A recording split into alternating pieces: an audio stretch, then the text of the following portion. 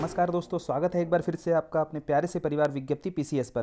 देखिए, इसके पहले हमने इंडियन नेशनल मूवमेंट के अंतर्गत जो पहला पार्ट देखा था, वहाँ पर हमने कांग्रेस के अधिवेशन देख लिए थे और सारे के सारे साथ के साथ याद कर लिए थे। अगर आपने वह वीडियो नहीं देखा है, जाइए पहले वह देखिएगा जा करके। और क्रांतिकारी कुछ घटनाएं थी, वह भी आपको करा दी गई हैं। फिर अब नेशनल मूवमेंट में जो घटनाएं हम देखने वाले हैं, यहाँ पर 1905 से 1919 के बीच की घटनाक्रम हम देखेंगे। और यह मक्खन की तरह देखिए यहाँ पर फैक्ट्स कैसे आपके तैयार हो जाते हैं, क्योंकि यहाँ पर आपको सारी घटनाक्रम, उनके कारणों के बारे में आपको जानकारी होती है। साथ ही के साथ आपको क्या होता है कि जब आप किसी भी फैक्ट के पीछे के कारण को जानते हैं, परिणाम को जानते हैं ना, तो याद करना आपके लिए बहुत आसान हो जाता है। और राष्ट्रीय आंदोलन, जब नेशनल मूवमेंट आप पढ़ेंगे ना, तो वहां पर यह बिल्कुल कठिनाई नहीं आएगी जब आपको फैक्ट्स तैयार कराए जाएंगे और पीछे देखो आपके साथ के साथ रिलेट करते हुए चीजें बताई जाएंगी, तो याद करने में भी दिक्कत नहीं होगी। चलिए आज का वीडियो शुरू करते हैं। और यह अगर आपको पीडीएफ चाहिए तो हमारे टेलीग्राम चैनल से जुड़ जाइएगा, जो आपको देखिए लिंक डिस्क्रिप्शन में आपको मिल जाएगी। वहां से आप पीडीएफ डाउनलोड कर लीजिएगा और फिर आप वीडियो को देखेंगे तो साथ के साथ आपको सारी चीजें लर्न भी हो जाएंगी। बंगाल का विभाजन हम पहले इस वीडियो में शुरू करने वाले हैं बंगाल के विभाजन से। देखो, बंगाल के विभाजन को लेकर के आपको पीछे घटनाक्रम यह बता दिया गया है कि बंगाल का विभाजन जो है ब्रिटिशर्स के द्वारा जो कारण दिया जाता है कि प्रशासनिक जटिलता को दूर करने के लिए हम बंगाल का विभाजन कर रहे हैं। लेकिन आप जानते हैं बंगाल को विभाजित किया गया था किस आधार पर? एक पश्चिमी बंगाल और पूर्वी बंगाल में। पश्चिमी बंगाल में क्या होता है, हिंदुओं को बहुसंख्यक के रूप में रखा जाता है, और पूर्वी बंगाल में क्या होता है, मुस्लिमों को बहुसंख्यक के रूप में रखा जाता है। तो बेसिकली यह विभाजन जो होता है वो सांप्रदायिक रंग देने की कोशिश की जाती है। हिंदू मुस्लिम में क्या किया जाता है, एकता को कमजोर करने की कोशिश की जाती है। इसी की प्रतिक्रिया आपको दिखाई देगी कहां पर? स्वदेशी आंदोलन में, है ना। स्वदेशी आंदोलन में इस बंगाल विभाजन को रद्द करने की मांग की जाएगी। और यह स्वदेशी आंदोलन के बाद ही क्या होता है, जो घोषणा इसके पहले अंग्रेज कर देते हैं ना, उस घोषणा को लागू भी कर देते हैं। तो इन्हीं तीनों घटनाक्रमों के आधार पर आपको क्रम लगाने को क्या आता है, बंगाल विभाजन पर जो आपका प्रश्न आया प्रीवियस ईयर में, वह इन घटनाक्रमों की, अगर आप कारण को जान रहे हैं ना, कारण के आधार पर ही घटनाएं घटित होंगी और उन घटनाओं को क्रम में लगाने को आ जाएगा, या तारीखें आती हैं। देखो, सीधे पूछा जाता है कि बंगाल विभाजन का निर्णय जो लिया गया उसकी घोषणा कब की गई। तो घोषणा आपको याद रखना है, 20 जुलाई को यह घोषणा की जाती है। याद रखना है ध्यान से, जब आप क्वेश्चन पढ़ोगे ना, वहां देखोगे कि बंगाल विभाजन को लागू कब से किया गया। एक इस तरीके का प्रश्न पूछा गया है, एक प्रश्न पूछा गया है कि बंगाल विभाजन की घोषणा कब की जाती है। तो दो क्वेश्चंस आपके एग्जाम्स में आते हैं। फिर स्वदेशी आंदोलन की घोषणा कब की गई? भाई, जैसे ही अंग्रेजों के द्वारा बंगाल विभाजन की घोषणा की जाएगी, इसी की प्रतिक्रिया के रूप में आपको बताया गया कि स्वदेशी आंदोलन की घोषणा की जाएगी। अब स्वदेशी आंदोलन की घोषणा अगले ही महीने क्या होता है, अगस्त महीने में 7 अगस्त तारीख रहती है, जब स्वदेशी आंदोलन की घोषित कर दिया जाता है। फिर क्या होता है, जो घोषणा पहले की गई ना, उसको लागू कब किया जाएगा? तो यह तारीख थी आपकी 16 अक्टूबर। तो तीनों तारीखें आपको क्लियर हो गई होंगी कि जुलाई महीने में पहले होगी घोषणा, फिर स्वदेशी आंदोलन आएगा प्रतिक्रिया में, फिर अंग्रेज मानेंगे नहीं और ना मानते हुए वो लागू कर देंगे 16 अक्टूबर 1905 को बंगाल विभाजन को। तो तीनों देखो तारीखें आपसे बहुत इंपॉर्टेंट है, यह तारीखें आपसे पूछी गई हैं, इसलिए आपको यहां पर नोट डाउन करा दी गई हैं। बहुत मिनिमम तारीखें आपको बताई जाती हैं। आपको यह तो घटना पता ही होगी, 1905 में बंगाल का विभाजन किया जाता है ना, लॉर्ड कर्जन उस समय वायसराय रहा होता है। ये सारी चीजें आपको बहुत क्लियर करा दी गई थी पहले ही। लेकिन यहां जो मुख्य रूप से और आगे आंदोलन से जुड़े हुए क्या प्रश्न बने प्रीवियस ईयर्स में, वो सारे कवर करा दिए जाएंगे। फिर बंगाल विभाजन जिस दिन लागू किया जाता है ना, उस दिन को शोक दिवस के रूप में मनाया जाता है। भाई, शोक दिवस किस लिए है? कि बंगाल की एकता को तोड़ने की बात की गई, तो भाई शोक तो मनाएंगे ही लोग, शोक तो होंगे ही, है ना, दुखी तो होंगे ही ना, तो शोक दिवस के रूप में मनाएंगे।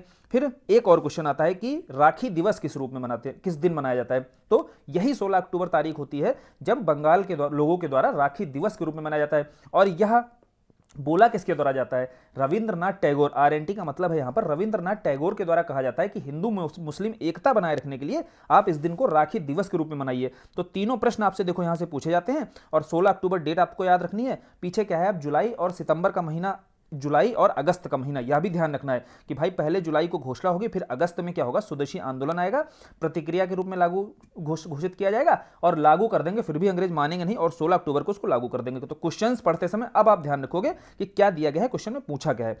अगला देखो, क्वेश्चन पूछा गया एंड्रयू फ्रेजर के बारे में। फ्रेजर के बारे में प्रश्न आया कि बंगाल विभाजन जब हो रहा था उस समय बंगाल के लेफ्टिनेंट गवर्नर कौन थे? तो आपका आंसर कौन था? आंसर क्या था? फ्रेजर था। याद आपको देखो पीछे फ्रेजर के बारे में कराया गया। जब कर्जन के समय हमने आयोग पढ़े थे ना, ध्यान से जाना, वहां पढ़ना जाकर के, सारे याद भी कराए गए थे। तो वहां पर एक आयोग हमने पढ़ा था, पुलिस आयोग। ध्यान करो, आपका रिकॉल हो रहा है साथ के साथ। यहां से जब पुलिस आयोग वहां पर पढ़ा था तो हमने बोला था कि पुलिस आयोग के समय आपका कौन इसका अध्यक्ष बनाया गया था? तो यही आपके फ्रेजर बनाए गए थे, है ना। आपको ध्यान आया, तरीका क्या बताया गया था कि जैसे ही आप पुलिस को देखते हो आप फ्रीज हो जाते हो, है ना, फ्रीज हो जाते हो कि नहीं हो जाते हो। तो फ्रीज से आपका बनाया गया था फ्रेजर। और पुलिस आयोग किसके लिए, पुलिस आयोग किसके समय था? फ्रेजर के समय। अब यही फ्रेजर जो होते हैं, यही फ्रेजर उस समय होते कौन है? बंगाल के लेफ्टिनेंट गवर्नर होते हैं जब बंगाल का विभाजन हो रहा होता है। तो यह है पूरी कहानी। अब क्लियर हो गया होगा, यह फैक्ट भी आपको। फिर अगला क्वेश्चन देखो, स्वदेशी आंदोलन से एक प्रश्न बनाया गया आपका प्रीवियस ईयर में कि स्वदेशी आंदोलन के क्षेत्र दे दिए गए और व्यक्ति दे दिए गए सामने, यहां मिलान करने के लिए आ गया, या सीधा सीधा एक प्रश्न आया आपका कि चिदम्बरम पिल्लई ने स्वदेशी आंदोलन का जो नेतृत्व किया था ना, वह किस क्षेत्र में किया था, तो आपको बताना भाई मद्रास में। तो यहाँ 4 क्षेत्र आपके देखो यहाँ पर बताए गए हैं, और इन चारों क्षेत्रों को आपको ध्यान रखना है कि यहाँ व्यक्ति कौन था, उससे संबंधित व्यक्ति कौन था, किसके हाथों में लीडरशिप थी। तो भाई बंबई और पुणे की बात की गई, तो महाराष्ट्र के क्षेत्र में उस समय सबसे सक्रिय नेता कौन थे, वहां पर बाल गंगाधर तिलक थे। तो इसीलिए यहाँ लीडरशिप किसके हाथों में होगी, बाल गंगाधर तिलक के हाथों में होगी। आप उस लीडर के विषय में जानते हैं, अगर लोकप्रिय लीडर है तो कोई तरीका मत बनाइए, वो सीधा सीधा आप कॉमन सेंस से करा करिए। जैसे पंजाब और यूपी की बात की जाए, भाई पंजाब में कौन नहीं जानता कि लाला लाजपत राय सर्वाधिक सक्रिय थे पंजाब की राजनीति में, और वहीं पश्चिमी यूपी के क्षेत्र में जो है आपके अजीत सिंह रहे थे। तो बंबई और पुणे में यह लीडरशिप किसको दी गई, बाल गंगाधर तिलक को। पंजाब और यूपी में किसको दी गई, अजीत सिंह व लाला लाजपत राय को। वहीं दिल्ली में बात करेंगे तो यहां पर आपके हैदर रजा के हाथों में क्या था, नेतृत्व था। और मद्रास में देखो नाम से ही पता चल रहा है, मद्रास में चिदम्बरम पिल्लई कहां का नाम होगा, नॉर्थ इंडिया का तो होगा नहीं है, तो मद्रास में लीडरशिप किसके हाथों में थी, चिदम्बरम पिल्लई के हाथ में थी। और देखो यही जो व्यक्ति के आधार पर बात की जा रही है ना, स्वदेशी आंदोलन के बंगाल के बाहर क्षेत्रों में भी लीडरशिप की जा रही थी इनके द्वारा। यहां आपने नरम दल और गरम दल के बारे में पढ़ा होगा कि नरम दल और गरम दल के बीच मतभेद का मुख्य मुद्दा क्या था, यही था कि बंगाल के क्षेत्रों से बाहर भी किसको फैलाया जाए, स्वदेशी आंदोलन को। नरम दल क्या तर्क देते थे कि भाई बंगाल का यह इशू है तो बंगाल के क्षेत्रों में रखो, केवल बंगाल विभाजन भाई बंगाल के क्षेत्र का इशू था ना। लेकिन गरम दल बोलते थे, गरम दल के जो व्यक्ति थे वो कहते थे कि अंग्रेजों की औपनिवेशिक नीतियों के विरुद्ध हम लड़ रहे हैं, और यह औपनिवेशिक नीतियों से केवल बंगाल में ही लोग प्रभावित नहीं है, बंगाल के बाहर भी लोग प्रभावित हैं। तो इसीलिए इस विद्रोह को, जो स्वदेशी आंदोलन है, इस आंदोलन को बंगाल की परिधि से बाहर भी ले जाना चाहिए। 1907 का सूरत अधिवेशन इस कारण से आगे देखने को भी मिलेगा। तो ये सारी देखो कहानियां हमने समझ ली, पीछे कथाएं समझ ली, और कथाएं समझते हुए हमने फैक्ट्स को तैयार कर लिया।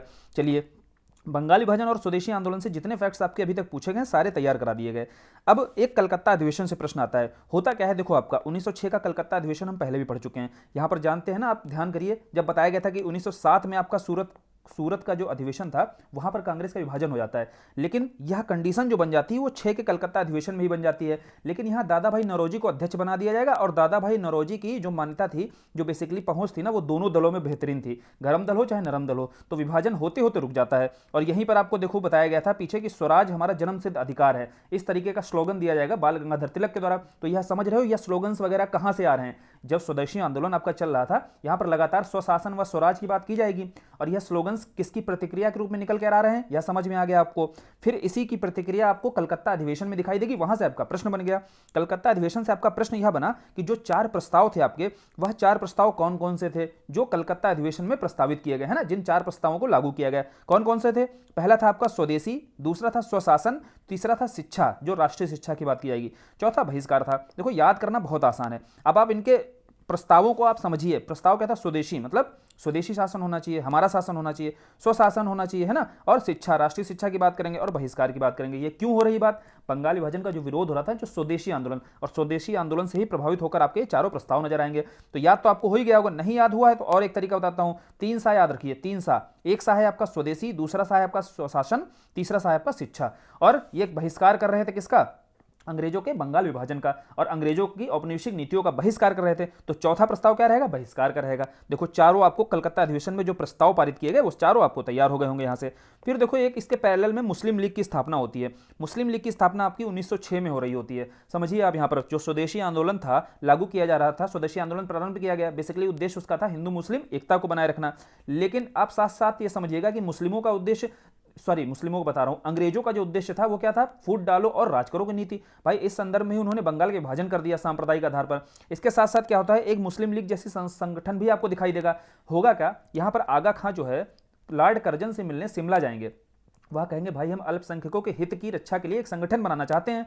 तो आपके कर्जन बोलेंगे ठीक है बना लीजिए, तो कर्जन की स्वीकृति मिल जाएगी। तो वही ढाका में जाकर के, ढाका आप जानते हो आज जो बांग्लादेश की राजधानी है आपकी, ढाका में जाकर के नवाब सलीमुल्लाह के द्वारा इसकी स्थापना कर दी जाएगी। तो स्थापना पूछा जाता है मुस्लिम लीग की किसके द्वारा की गई, नवाब सलीमुल्लाह के द्वारा की गई।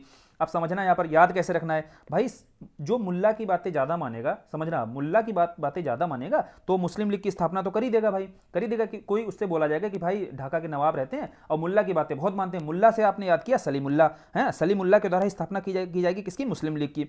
अब इसके पहले अध्यक्ष कौन बनाया जाए, इसके जो अधिवेशन होते थे मुस्लिम लीग के उसमें बोला गया कि पहले अध्यक्ष कौन बने, तो पहले अध्यक्ष इसके कौन बने, जो आगे रहे थे। और आगे आपको पीछे कहानी बताएगी कि आगे आगे कौन गया था मुस्लिम लीग के लिए बात करने करजन से, आगे आगे आपके गए थे आगा खां। तो ऐसे याद हो जाएगा आपको, पहले अध्यक्ष कौन थे आपके, आगा खां थे।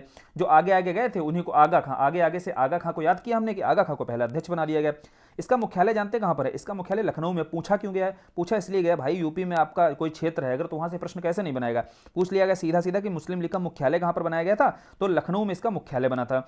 और याद रखिएगा 1909 का हर किसी को पता रहता है मार्लिमेंटो का अधिनियम जो था, वहां पर मुस्लिमों के लिए पृथक निर्वाचन की बात की गई। अब इस पृथक निर्वाचन की मांग किसके द्वारा की जाएगी, यही जो अल्पसंख्यकों के हितों के लिए जो संगठन खड़ा था वह कौन था, मुस्लिम लीग। मुस्लिम लीग का जो 1908 का अमृतसर का अधिवेशन होता है, एक साल पहले का अमृतसर अधिवेशन, कौन सा अधिवेशन याद रखना, यह अमृतसर का अधिवेशन। यहां ऑप्शंस में दिया होता है कराची अधिवेशन, अमृतसर अधिवेशन, 3-4 ऑप्शंस इस तरीके से दे दिए जाते हैं। आपको यह ध्यान करके जाना है कि जो अमृतसर का अधिवेशन होता है यहीं पर पृथक निर्वाचन की सबसे पहले मांग की जाएगी, किसके द्वारा, मुस्लिम लीग के द्वारा। और जिसका परिणाम स्वरूप क्या दिखाई देगा, अंग्रेजों के द्वारा एक अधिनियम बना दिया जाएगा मुस्लिमों के लिए पृथक निर्वाचन का, 1909 के मार्लिमेंटो अधिनियम में। यह देखो आपको सारे फैक्ट्स तैयार हो गए होंगे। फिर यहां देखो अगला प्रश्न बनाया जाता है दिल्ली दरबार से। दिल्ली दरबार के घटनाक्रम को आप समझिए पहले। दिल्ली दरबार बेसिकली होता क्या है, जब 1905 में आपका बंगाल विभाजन होता है, लगातार इसके रद्द करने की मांग की जा रही होती है। फिर 1911 की बात आती है, जब 1911 में लॉर्ड हार्डिंग द्वितीय आपका वायसराय बनकर आता है। हमने पीछे हार्डिंग बम कांड पीछे पढ़ लिया था, दिल्ली षड्यंत्र केस जब आपको पढ़ाया था वहां बताया था कि हार्डिंग पर जब बम फेंका जाता है तो उसी षड्यंत्र केस को किस रूप में जाना जाता है, दिल्ली षड्यंत्र केस के रूप में जाना जाता है। होता क्या है, घटनाक्रम ये होता है कि दिल्ली में क्या है आपका, दिल्ली दरबार बेसिकली अंग्रेज जो होते हैं, ब्रिटेन के महाराज होते हैं, ब्रिटेन के महाराज जॉर्ज पंचम जब भारत आते हैं तो दिल्ली में इनके स्वागत के लिए समारोह जो आयोजित किया जाता है उसे ही दिल्ली दरबार के रूप में जाना जाता है। अब जॉर्ज पंचम यहाँ पर आते हैं, यहाँ की राजनीति से देखो वो भली भांति परिचित होते हैं कि यहाँ स्वदेशी आंदोलन अभी तक चल रहा था और ये इनकी मांगे क्या थी, उनके मांगों के आधार पर ही दिल्ली दरबार की घोषणाएं दिखाई देंगी। तो दिल्ली दरबार की घोषणा क्या होगी, यह 1911 में आप समझिएगा बात की गई कि बंगाल विभाजन को रद्द किया जाता है। यानी कि बंगाल विभाजन को रद्द करने की घोषणा कब की गई, 1911 में की गई। कब की गई, दिल्ली दरबार के समय की गई। वायसराय कौन था, हार्डिंग द्वितीय था, है ना। और जॉर्ज पंचम आपके आए हुए थे यहाँ पर, कहाँ पर, दिल्ली में।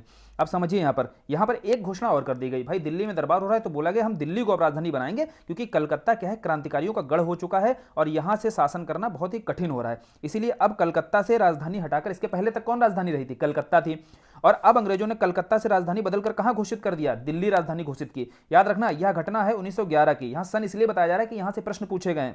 फिर 1912 में बोला गया, 1912 में जो घोषणा 1911 में की गई थी ना, वह बोला गया कि 1912 में दिल्ली से राजधानी कलकत्ता से दिल्ली बना दी गई। तो राजधानी दिल्ली से कब बनी, तो आपको बताना है 1912 में बनी। लेकिन यह घोषणा कब हुई, घोषणा हुई 1911 में। ठीक है, तो यह दोनों शब्द आपको याद रखने, जब भी प्रश्न पूछा जाए दोनों तरीके से प्रश्न पूछा गया है कि घोषणा कब की गई, तो वहां पे ऑप्शन में 11 और 12 दोनों रहेगा, तो आपको 11 लगाना है, और कब बनी तो आपको 11-12 रहेगा तो आपको 12 लगाना है। तो इतना थोड़ा ध्यान रखा करो पढ़ते समय, और पढ़ते समय इसलिए ध्यान रखना है क्योंकि ऐसे प्रश्न बनाए गए हैं, और बनाए गए क्योंकि प्रीवियस ईयर में बने हैं इसलिए आगे भी बनाए जा सकते हैं। लखनऊ समझौता समझते हैं। यहाँ पर देखो लखनऊ समझौते के बारे में पीछे पढ़ाया गया कि कांग्रेस और लीग के बीच जब समझौता होता है 1916 में, तो उसे लखनऊ समझौता के रूप में जाना जाता है। यहीं आपको पीछे बताया था कि कांग्रेस क्या होती है, लीग के चरणों में गिर जाती है। तो आपके अध्यक्ष कौन थे, चरण से अंबिका चरण मजूमदार। ये सारी चीजें तैयार कराई गई, नहीं आपको तैयार है ना, जाओ पहले वीडियो देखो जाकर, वहां से याद हो जाएंगी सारी चीजें।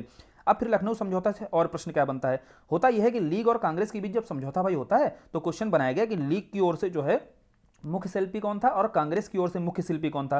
तो यहां देखो समझो, यहां पर उस समय पैरेलल में आपको चीजें समझनी है। 1916 की बात हो रही है, 1916 में उस समय पैरेलल में होम रूल लीग आंदोलन चल रहा था, है ना। होम रूल लीग आंदोलन की जो लोकप्रियता थी वो सर्वाधिक थी, और इससे जुड़े हुए व्यक्ति कौन थे, आपके बाल गंगाधर तिलक थे और एनी बेसेंट थी। तो लखनऊ समझौता में, और ये समझिए आप, होम रूल यानी कि अगर आपको अपने घर पे शासन करना है और हिंदू मुस्लिम अगर आपस में लड़ते रहेंगे तो भैया कैसे शासन होगा, इसलिए लीग कांग्रेस का समझौता होना बहुत जरूरी है। और इसीलिए लीग कांग्रेस की समझौता होने के संदर्भ में ही तिलक और बेसेंट की भूमिका नजर आएगी। तिलक के द्वारा क्या किया जाएगा, तिलक के द्वारा मुख्य रूप से वह शिल्पी रहेंगे, मतलब जो समझौता बनाया जाएगा ना उसमें तिलक की भूमिका और जिन्ना की भूमिका महत्वपूर्ण रूप से सामने आएगी। अभी तक जिन्ना वह जिन्ना नहीं है, शुरुआती जिन्ना जो द्विराष्ट्र सिद्धांत की बात करेंगे। अभी जिन्ना क्या करेंगे, राष्ट्रीय एकता की बात करेंगे, यानी कि आंदोलन को किस तरीके से सफल बनाया जाए, है ना। तो यह वह जिन्ना है, तो इसलिए जिन्ना लीग की तरफ से खड़े नजर आएंगे और कांग्रेस की तरफ से तिलक खड़े नजर आएंगे। और एनी बेसेंट की भी महत्वपूर्ण भूमिका रही होती है। यहाँ समझिए, अगर प्रश्न आ गया आपसे कि लीग और कांग्रेस समझौते में और प्रमुख रूप से भूमिका किसकी रही होती है, तो वहाँ पे ऑप्शन में अगर तिलक और बेसेंट दोनों दिया हुआ है ना, तो यहाँ कंफ्यूजन हो जाएगा। आप हो सकता है बेसेंट मार कर आए, लेकिन एनी बेसेंट नहीं मारना है। जब ऑप्शन में दोनों रहे तो आपको तिलक मारना है, क्योंकि प्रमुख शिल्पी के रूप में तिलक रहे थे। और अगर ऑप्शन में तिलक नहीं दिया है तो फिर आपको बेसेंट मारना है। इसको देखो, आपको दिखा भी देते हैं इसको किस तरीके से। देखो क्वेश्चन बना आपका यूपी लोअर सबऑर्डिनेट में, यह क्वेश्चन बनाएगा कि वर्ष 2016 में मुस्लिम लीग और कांग्रेस के मध्य किसने समझौता कराया था। तो देखो ऑप्शन में आपका तिलक भी दिया था, ऑप्शन में एनी बेसेंट भी दिया था। इसका आंसर जो आयोग ने माना था वह बाल गंगाधर तिलक को माना था। क्यों माना था ये भी देखो पीछे बता दिया गया। तो अब कंफ्यूजन यहां से खत्म हो गया होगा और आगे अब चलते हैं होम रूल लीग आंदोलन की तरफ। देखो भाई, होम रूल लीग आंदोलन से संबंधित क्या प्रश्न बनते हैं। होम रूल लीग को समझना है पहले तो समझो पैरेलल में इसके क्या चल रहा था। पैरेलल में आपको पता है 1914 से 1918 के बीच प्रथम विश्व युद्ध चल रहा था। तो यहाँ पर तिलक के द्वारा और एनी बेसेंट के द्वारा इसी को आधार बनाते हुए यह समझा गया कि अभी अंग्रेजों के ऊपर अतिरिक्त दबाव है, और इस अतिरिक्त दबाव के चलते ही अगर स्वशासन की या स्वराज की मांग की जाए तो ज़्यादा बेहतर होगा, या बढ़िया विन विन सिचुएशन थी हमारे लिए। तो इसी आधार पर एक लीग की स्थापना की गई जिसका नाम था होम रूल लीग। अब होम रूल लीग से जुड़े हुए व्यक्ति थे तिलक और बेसेंट। समझना है, इसकी पूरी कहानी समझो, सारे ये घटनाक्रम जो भी पूछे गए ना अभी तक सारे याद हो जाएंगे। देखो कैसे, सबसे पहले एनी बेसेंट क्या करती हैं। एनी बेसेंट कहती है भाई होम जिसका होम उसका रूल, है ना, बात बहुत नॉर्मल सी है, बहुत कॉमन सी बात है। तो जिसका होम उसका रूल, तो एनी बेसेंट कहेंगी कि इस तरीके का शासन होना चाहिए और इस तरीके की रूपरेखा वो अपने पत्र कॉमनवेल्थ में देंगी। बहुत कॉमन सी बात बताएंगी बेसेंट अपने कॉमनवेल्थ पत्र में। ऐसे याद कर लिया हमने कि बहुत कॉमन सी बात बताई कि जिसका होम उसका रूल। भाई होम रूल का पूरा कॉन्सेप्ट, पूरी रूपरेखा दे दी थी उन्होंने कॉमनवेल्थ पत्र में। यह घटना है आपकी 1914 की, जब 1914 में इनका कॉमनवेल्थ जो पत्र है वह प्रकाशित होता है। फिर इसी को आधार बनाते हुए 1916 में पहले बाल गंगाधर तिलक के द्वारा और एनी बेसेंट के द्वारा इस लीग की स्थापना की जाएगी। जो रूपरेखा तैयार की गई थी ना, उसी आधार पर वर्ष 1916 में बाल गंगाधर तिलक और एनी बेसेंट के द्वारा होम रूल लीग की स्थापना की जाती है। और यह आंदोलन धीरे धीरे देखते देखते पूरे भारत में फैल जाता है। और यहां लोकप्रियता आपको बताया गया था कि एनी बेसेंट की लोकप्रियता इतनी बढ़ गई थी कि इनको कांग्रेस के अगले अधिवेशन में 1917 के अधिवेशन में इनको अध्यक्ष बना दिया जाता है। और कांग्रेस की पहली भारतीय नहीं, पहली महिला अध्यक्ष बनती है ना, कौन, एनी बेसेंट। तो यहां से देखो चीजें आपको पीछे जो बताई गई और यहां से रिलेट करके समझाई जा रही, अब याद हो रही होंगी। फिर बताते हैं कि हम भाई कि इनका पहले एरिया समझ लो। जो महाराष्ट्र का क्षेत्र है यह भी बताया गया था। महाराष्ट्र के क्षेत्र में प्रमुख रूप से जो आपकी बाल गंगाधर तिलक की शाखा है यह कार्य कर रही थी। इसके अलावा बचे हुए जो क्षेत्र है ना, वहां पर एनी बेसेंट की होम रूल लीग की जो शाखा है वह कार्य कर रही थी। एक प्रश्न आपका बनाया गया, जो एनी बेसेंट की आपको पता होना चाहिए कि साउथ में आपकी कौन सी शाखा कार्य कर रही थी। एनी बेसेंट की केंद्र इन्होंने अपना मद्रास बनाया हुआ था। वही आप देखोगे मैप में, जब आप महाराष्ट्र में आएंगे आप पुणे दिखेगा ना, पुणे, यहां पर केंद्र बनाया था किसने, अपना केंद्र बाल गंगाधर तिलक ने बनाया था। तो भाई महाराष्ट्र में ही आपका दिख गया किसका, तिलक का, और आपका मद्रास में दिख गया किसका, एनी बेसेंट का। और यही मद्रास में एक व्यक्ति हैं आपके सुब्रमण्यम अय्यर। सुब्रमण्यम अय्यर जो है इनके संस्थापक सदस्य रहे थे। इन्होंने भी एनी बेसेंट की काफी मदद की थी। तो यह देखो क्वेश्चन आपका बनाया गया। फिर देखो एक क्वेश्चन बनता है सचिव को लेकर के कि महाराष्ट्र में आपके जो पुणे में केंद्र बना था, यहां पर बाल गंगाधर तिलक की शाखा के सचिव कौन थे, तो वह आपके केलकर थे। और जो मद्रास में इनके सचिव कौन थे, एनी बेसेंट की शाखा के, वह अरुंडेल थे। तो समझिएगा ये अलग अलग फिर शाखा बनाने की भाई जरूरत क्यों पड़ गई।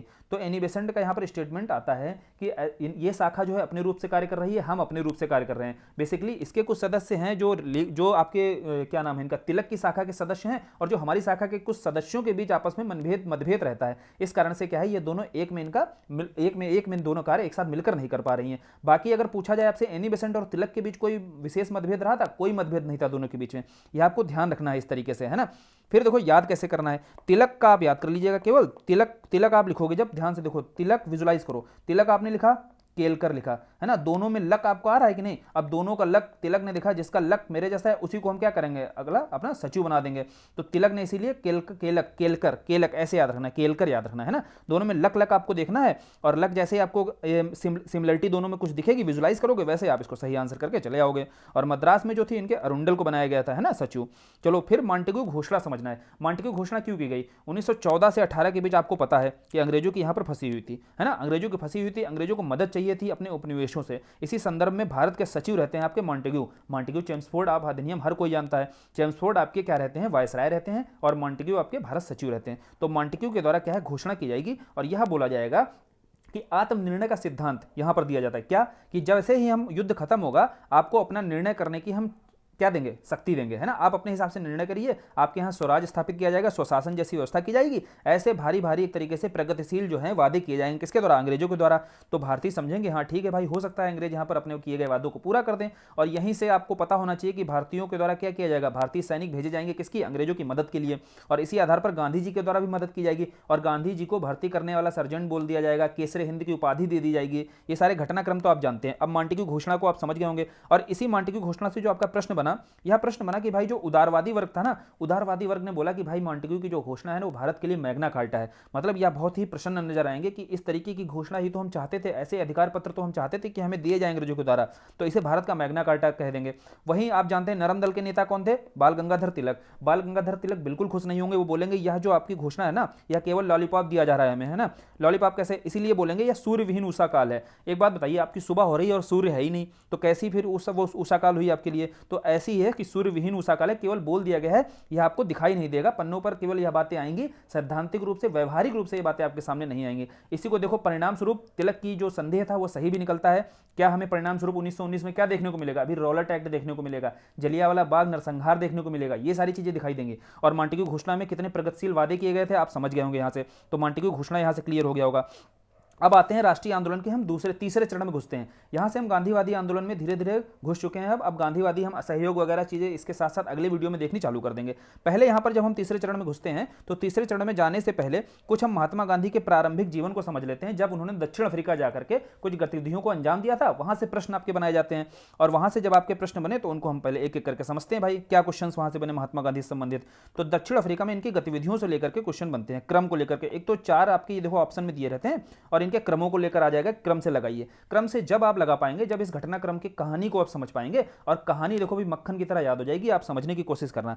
जैसे ही गांधी जी क्या करते हैं, सब सुनना यहां से। गांधी जी दादा अब्दुल्ला का केस लेकर के कहां पहुंचते हैं, दक्षिण अफ्रीका पहुंचते हैं। जाते कब हैं, वर्ष भी याद रखना है आपको, कब जाते हैं, 1893। यह वर्ष महत्वपूर्ण है क्योंकि 1893 में ही आपको शिकागो सम्मेलन बताया गया था, जहां विवेकानंद के द्वारा क्या किया जाता है, शिकागो सम्मेलन में बेहतरीन स्पीच दिया जाता है ना, और उनकी अंतर्राष्ट्रीय ख्याति यहां से बढ़ती है विवेकानंद की। और यही वह वर्ष होता है जब गांधी जी कहां जा रहे होते हैं, भारत से दक्षिण अफ्रीका जा रहे होते हैं दादा अब्दुल्ला का केस लेकर के।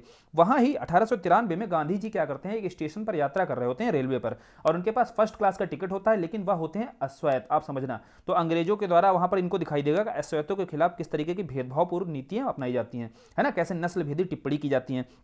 तो गांधी जी को क्या है, चलती ट्रेन से धक्का दे दिया जाता है स्टेशन पर। अब प्लेटफॉर्म पर चलती ट्रेन से गांधी जी को जब धक्का दिया जाएगा तो यहां से हताहत होंगे। यहां उनको समझ में आएगा कि भाई कितना भेदभाव हो रहा है, किसके खिलाफ, नस्ल भेद हो रहा है अश्वेतों के विरुद्ध। अब अश्वेतों के विरुद्ध जब भेदभाव होगा तो 93 से अगले ही वर्ष, समझना है पर 1894 में ही नटाल कांग्रेस की स्थापना करेंगे। नटाल कांग्रेस बेसिकली एक संगठन होता है जहां पर यह नस्ल भेदी टिप्पणियों के विरुद्ध, नस्ल भेदी जो टिप्पणियां की जा रही थी, नस्ल भेदी जो व्यवहार किया जा रहा था अंग्रेजों का, इसके विरुद्ध लड़ने का कार्य किया जाता है। किसके द्वारा, इस नटाल कांग्रेस के द्वारा। तो सबसे पहले गांधी जी नटाल कांग्रेस की स्थापना करेंगे। ना से आपका नटाल हो गया, ना से आपका नस्ल भेदी टिप्पणी हो गई भाई, तो नस्ल भेदी टिप्पणी के लिए ही नटाल कांग्रेस। फिर यहां समझना आगे के जो कार्य है ना गांधी जी के जो आगे के कार्य हैं, गांधी जी 2.0 के तहत दिखाई देंगे, संगठित रूप से जो कार्य किया जाएगा। होता क्या है बेसिकली, गांधी एक बार वापस जाते हैं, दोबारा से फिर अफ्रीका जाते हैं, है ना, इनके हितों को लड़ने के लिए दोबारा से, किसके, अश्वेतों के हितों को लड़ने के लिए दोबारा जाते हैं कि हम इनकी समस्याओं को जड़ से खत्म करेंगे, तभी वापस आएंगे। तो 1903 में बेसिकली गांधी के द्वारा, जब 1893 की घटना आप समझ रहे थे, तो यहां पर देखो मीडिया जैसी कोई चीज थी नहीं गांधी के बाद। फिर 10 साल बाद, यहां समझना आप, 10 साल बाद गांधी जी सोचेंगे कि भाई एक क्या है ना, हम मीडिया को भी एक आधार बना सकते हैं इनकी बातों को उठाने के लिए, मुद्दों को इनको कैसे उठाया जाए। अगर हम इसमें मीडिया को भी महत्वपूर्ण रूप से साथ में शामिल करें तो हम यहां इनके मुद्दों को और तेजी से उठा सकते हैं। इसी संदर्भ में गांधी जी के द्वारा एक पत्र जारी किया जाता है दक्षिण अफ्रीका से, उसका नाम होता है इंडियन ओपिनियन, यानी कि इंडियंस का ओपिनियन रखा जाता है। यहां पर याद ऐसे रखो, इंडियन मतलब अश्वेत की बात की जाएगी, अश्वेतों का इंडियन ओपिनियन जब रखा जाएगा तो वह पत्र आपका कब संपादित किया जाएगा गांधी जी के द्वारा, 1903 में। कैसे याद रखना है, जब यह अफ्रीका पहुंचते हैं उसके 10 साल बाद यह सोचते हैं, है ना। और फिर जब 1903 में इंडियन ओपिनियन पत्र संपादित हो जाएगा, और यह सारी घटनाक्रमों को वह अंजाम कहां देंगे, फिनिक्स आश्रम में इन सारी घटनाक्रमों को अंजाम देंगे। फिनिक्स बेसिकली आपका डरबन में स्थित होता है। तो आप देखो पहले लोकेशन अगर आप समझ लो, मैपिंग के वीडियो अगर आपने नहीं देखे जाइए पहले, वहां मैपिंग से क्लियर हो जाएगी। यहां आपको वह लोकेशन बताई जा रही ताकि आपको याद ना करनी पड़े चीजें। देखो डरबन आपको यह अफ्रीका का मैप दिया हुआ है, यहां आपको डरबन दिख रहा है। अब डरबन से आप कहां जा रहे थे, गांधी जी प्रिटोरिया की ओर जा रहे थे। तो समझिए आप, डरबन में ही इन्होंने पहले फिनिक्स आश्रम की स्थापना की थी। कहां पर, डरबन में। 1904 में यह डरबन में फिनिक्स आश्रम की स्थापना स्थापना करते हैं और यहाँ पर ही जितनी गतिविधियां होती हैं ना अंग्रेजों के विरुद्ध, जितनी अश्वैत व्यवहार के विरुद्ध जितनी गतिविधियां होती हैं या जो योजनाएं होती हैं उनको अंजाम दिया जाता है। कहां पर? फिनिक्स आश्रम में। फिर कुछ समय बाद आपका टॉलस्टॉय फॉर्म की स्थापना की जाएगी गांधी जी के द्वारा। टॉलस्टॉय फॉर्म की स्थापना कहां की जाएगी? देखो जोहान्सबर्ग आपको दिख रहा है, यही जोहान्सबर्ग आपका स्थान होता है जहां पर गांधी जी के द्वारा टॉलस्टॉय फॉर्म की स्थापना की जा रही होती है। अब समझना यहां पर सबसे पहले गांधी जी ने यहीं पर सत्याग्रह जैसी चीजों को लागू किया था। तो इस आधार पर बोला भी जाता है कि गांधी जी ने भारत की राष्ट्रीय आंदोलनों में जिन तत्वों को लागू किया, चाहे वह अहिंसा का हो चाहे वह सत्याग्रह का हो, ये सारे टूल्स वो कहां प्रयोग कर चुके थे? दक्षिण अफ्रीका की राजनीति में पहले ही प्रयोग कर चुके थे। इसीलिए सफलतापूर्वक वो क्या कर पाए? भारत को आजाद कराने में सफलतापूर्वक वह उनको परिणाम भी मिला। चलिए यहां समझ लेते हैं, सारी चीजें समझ में आई। नटाल कांग्रेस समझ में आया, फिर इंडियन ओपिनियन समझ में आ गया होगा, इंडियन ओपिनियन पत्र उनको क्यों संपादित करना पड़ा। फिर फिनिक्स आश्रम याद करना है कि भाई डरबन में सबसे पहले उन्होंने फिनिक्स आश्रम, फिर वो प्रिटोरिया की तरफ गए, जा रहे थे, आपको पता ही है कि ट्रेन पर बैठे तो वहां जोहान्सबर्ग में उन्होंने देखा कि जो घटनाएं हो रही थी, जो अश्वेतों के प्रति भेदभाव हो रहा था, उसे खत्म करने के लिए टॉलस्टॉय फॉर्म की स्थापना की। तो यह 4 घटनाक्रम है जिनके क्रम को लेकर के आपसे सवाल अक्सर बनते रहते हैं। याद कैसे रखना है? देखो ऊपर यार टॉल आपको याद रखना है कि टॉल एक ऊपर है, एक टॉल आपका नीचे है। ऊपर टॉल का मतलब क्या है? नटाल। नीचे टॉल का मतलब क्या है? टॉलस्टॉय। और फिर इंडियन फिनिक्स, है ना, आपको याद रखना है इंडियन फिनिक्स, इंडियन ओपिनियन पत्र, फिर उसका फिनिक्स आश्रम। सारी घटनाक्रम कहानी आपको समझा दी गई है। अब कहानी समझ लेना, तरीके नहीं भी होंगे तो ये कहानी घटनाक्रम याद होगा तो आपको क्रम लगाने को आ जाएगा। वर्ष भी आपको साथ के साथ तैयार कराए गए हैं, क्योंकि गांधी का एक वर्ष खाली आपको याद रखना है 1893 का, और यह बहुत इंपॉर्टेंट वर्ष है, इसलिए भूलेंगे नहीं आप। इंडियन ओपिनियन की देखो भाषा पूछी जाती है। एक सवाल आया कि जो इंडियन ओपिनियन पत्र गांधी जी के द्वारा संपादित किया गया ना, किस किस भाषा में संपादित किया गया? तो वहां 4 देखो यह भाषाओं में संपादित होता था। कौन कौन सी थी? हिंदी थी, अंग्रेजी थी, गुजराती थी। गांधी जी खुद क्या थे? गुजराती थे, और अंग्रेजी तो उनको आती ही होगी, है ना, और हिंदी, भाई हिंदुस्तान से थे तो हिंदी भी रहेगी उनकी पत्र की भाषा। तो 3 भाषाएं आपको तो क्लियर हो गई होंगी, गुजराती, अंग्रेजी, हिंदी। चौथी में कंफ्यूजन हो सकता है कि भाई तमिल क्यों भाषा रखेंगे, तो उसका कारण बता देता हूं। तमिल इसलिए रखते हैं कि जितने भी आपके ये मजदूर वर्ग था ना, जो अश्वैत वर्ग था, अश्वैत रूप से मजदूरी कर रहा था, जो लेबर फोर्स था, वो सारा किस भाषा से था? वह तमिल भाषी था। अब तमिल भाषियों के मुद्दे ही गांधी जी अगर उठाएंगे तो भैया तमिल भाषा में तो उसको जारी संपादित करना ही पड़ेगा ना पत्र को। अब यार हम तुम्हारे लिए अगर कोई मान लीजिए हम तुम्हारा मुद्दा उठाते हैं, तुम मद्रासी बोलते हो, कोई भाषा बोलते हो, तमिल ही बोलते हो, और मैं पत्र संपादित कर रहा हूं और तमिल में नहीं है, अंग्रेजी में है, केवल हिंदी में है, गुजराती में है, तो क्या तुम समझ पाओगे? नहीं समझ पाओगे। तो इसीलिए गांधी जी को इंडियन ओपिनियन तमिल भाषा में भी जारी करना पड़ा, संपादित करना पड़ा। अब समझ गए इसकी भाषाएं कौन सी थी? अब चारों भाषाएं क्लियर हो गई होंगी। फिर कलकत्ता अधिवेशन से एक प्रश्न बना कि गांधी जी सर्वप्रथम किस अधिवेशन में भाग लिए थे? तो पहली बार जब बोला था गांधी जी 2.0, समझे, गांधी जी 2.0 के पहले बोला था, एक बार गांधी जी पहले भारत आए थे। तो गांधी जी जब भारत आए थे तो सबसे पहले गांधी जी कलकत्ता अधिवेशन 1901 में, है ना, एक बार आपको याद रखना, जब एक बार गांधी जी आए थे, पहली बार, है ना, फर्स्ट टाइम आए थे, तो 1901 मतलब 1901 में, यहां याद रखना है 1901 का जो कलकत्ता अधिवेशन था उसी में सबसे पहले गांधी जी ने अधिवेशन में भाग लिया था। केवल भाग लिया था, यहाँ केवल एक सक्रिय जैसे सदस्य के रूप में नहीं थे, यहाँ पर केवल उन्होंने भागीदारी की थी। आखिर अधिवेशनों में होता क्या है ना। फिर इसके बाद आपको पता है चंपारण और अहमदाबाद और खेड़ा, ये सारे हमने आंदोलन देख लिए हैं। ये प्रारंभिक आंदोलन थे गांधी जी के, जो क्षेत्रीय आंदोलन थे, लेकिन इन क्षेत्रीय आंदोलनों में जो सफलता थी ना गांधी जी की, इससे गांधी जी एक लोकप्रिय नेता के रूप में आगे उदय होगा इनका। और अखिल भारतीय जो जितने भी आपके आंदोलन आगे दिखाई देंगे, असहयोग हो चाहे सविनय हो, वहां लीडरशिप जो किसके हाथ में दे दी जाएगी? महात्मा गांधी जी के हाथ में दे दी जाएगी। उसका कारण क्या रहते हैं? यह चंपारण रहता है। चंपारण आप जानते हो बिहार के क्षेत्र में स्थित है, जहां किसानों की मांग को इन्होंने बेबाकी से रखा था और उसमें सफलता भी मिली थी। अहमदाबाद आप जानते हो कि मजदूरों की बातों को इन्होंने रखा था, कि मजदूरों की जो समस्याएं थी उसके लिए लड़े थे। और खेड़ा में भी आप जानते हो किसानों के लिए खड़े हुए थे। पीछे हमने किसान आंदोलन पढ़ा है, वहां पर सारी चीजें यह समझा दी गई हैं। तो इन आंदोलनों को आप समझ गए, गांधी जी के प्रारंभिक कार्यों को समझ गए, जो जो प्रश्न बनते हैं वह देख लिया। फिर देखो रॉलेट एक्ट और जलियांवाला बाग को समझ लो। आपको मॉन्टेग्यू घोषणा के बाद बताया गया था कि जो बड़े बड़े वादे किए गए थे, लेकिन वादों के बदले मिला क्या? हमें रॉलेट एक्ट और जलियांवाला बाग। बेसिकली जो क्रांतिकारी गतिविधियां हो रही थी, जो राष्ट्रीय आंदोलनों का जो स्वर ऊंचा हो रहा था, है ना, इन आंदोलनकारियों को दबाने के लिए, इनके स्वरों को दबाने के लिए जो एक्ट लाया गया, अधिनियम लाया गया, उसे बोला जाता है रॉलेट एक्ट। होता क्या है, इसकी बात की जाती है, इसे कहा जाता है बिना वकील, बिना अपील, बिना दलील। मतलब ना कोई वकील होगा, ना कोई अपील होगी, ना दलील होगी, जिसकी गिरफ्तारी होगी इस रॉलेट एक्ट के तहत। और यह गिरफ्तारी होती कब थी? जब कोई भी कार्य आप मानती थी ब्रिटिश सरकार की, आप ब्रिटिश विरोधी, सरकार विरोधी कर रहे हो, तो आपकी गिरफ्तारी कर ली जाती थी। तो इसी आधार पर ही आगे आपको पता होना चाहिए सैफुद्दीन किचली और सत्यपाल की गिरफ्तारी होती है। भाई रॉलेट एक्ट के तहत ही इन दोनों को गिरफ्तार कर लिया जाता है। और इन दोनों की गिरफ्तारियों का विरोध करते हुए शांतिपूर्ण तरीके से 13 अप्रैल 1919 की तिथि रहती है, जब अमृतसर का जलियांवाला बाग क्षेत्र होता है, यहां पर लोग जमा होते हैं। होता क्या है, यहां पर जैसे ही लोग जमा हो रहे होते हैं, शांतिपूर्ण तरीके से यहां पर बैठे होते हैं, है ना, किसका विरोध कर रहे होते हैं? सैफुद्दीन किचलू और सत्यपाल की गिरफ्तारी का। वहीं पर आपका ब्रिगेडियर रहता है कौन, एच डायर। समझना यहाँ पर कहानी समझना, आपको एच डायर ओ डायर में कंफ्यूजन नहीं होना चाहिए। यहाँ पर एच डायर आपका ब्रिगेडियर होता है, इसके द्वारा आदेश दिया जाता है, पंजाब का लेफ्टिनेंट गवर्नर उस समय होता है ओ डायर। ओ डायर को यहाँ पर आदेश दिया जाता है कि इन निहत्थे लोगों पर आपको गोली चला देनी है तुरंत, मेरा यह आदेश है। और इस आदेश को आंख मूंद कर पालन किया जाता है, किसके द्वारा, ओ डायर के द्वारा। और ओ डायर के द्वारा क्या होता है, जो इसका निकास गेट होता है, निकास गेट को बंद कर दिया जाता है और उन पर अंधाधुंध गोलियां चला दी जाती है ना। और 300 से अधिक लोग, आपको पता होना चाहिए कि जलियांवाला बाग में 300 से अधिक लोगों की मृत्यु हो जाती है। तो यह पूरी कहानी है जलियांवाला बाग की।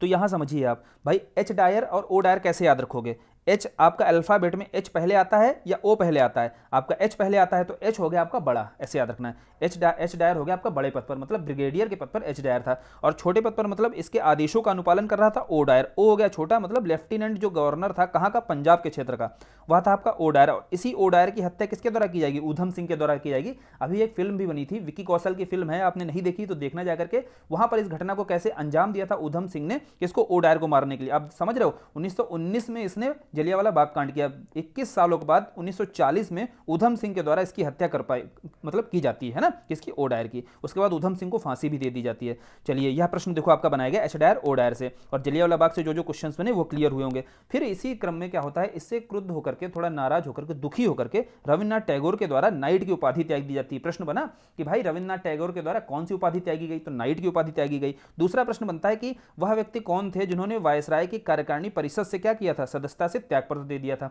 वायसराय की जो एग्जीक्यूटिव काउंसिल होती थी, वहां से त्यागपत्र देने वाले व्यक्ति कौन थे, शंकर नायर थे। दोनों को याद कैसे रखना है भाई, रविन्द्रनाथ टैगोर ने जब जलियांवाला बाग के बारे में जिस दिन सुना, घटनाक्रम हुआ, उसके बाद उनको पूरी नाइट जो है नींद नहीं आई, उनको पूरी नाइट नींद नहीं आई। सुबह उठकर उन्होंने नाइट की उपाधि त्याग दी। देखो याद हो गया, रविन्द्रनाथ टैगोर ने नाइट की उपाधि त्यागी थी।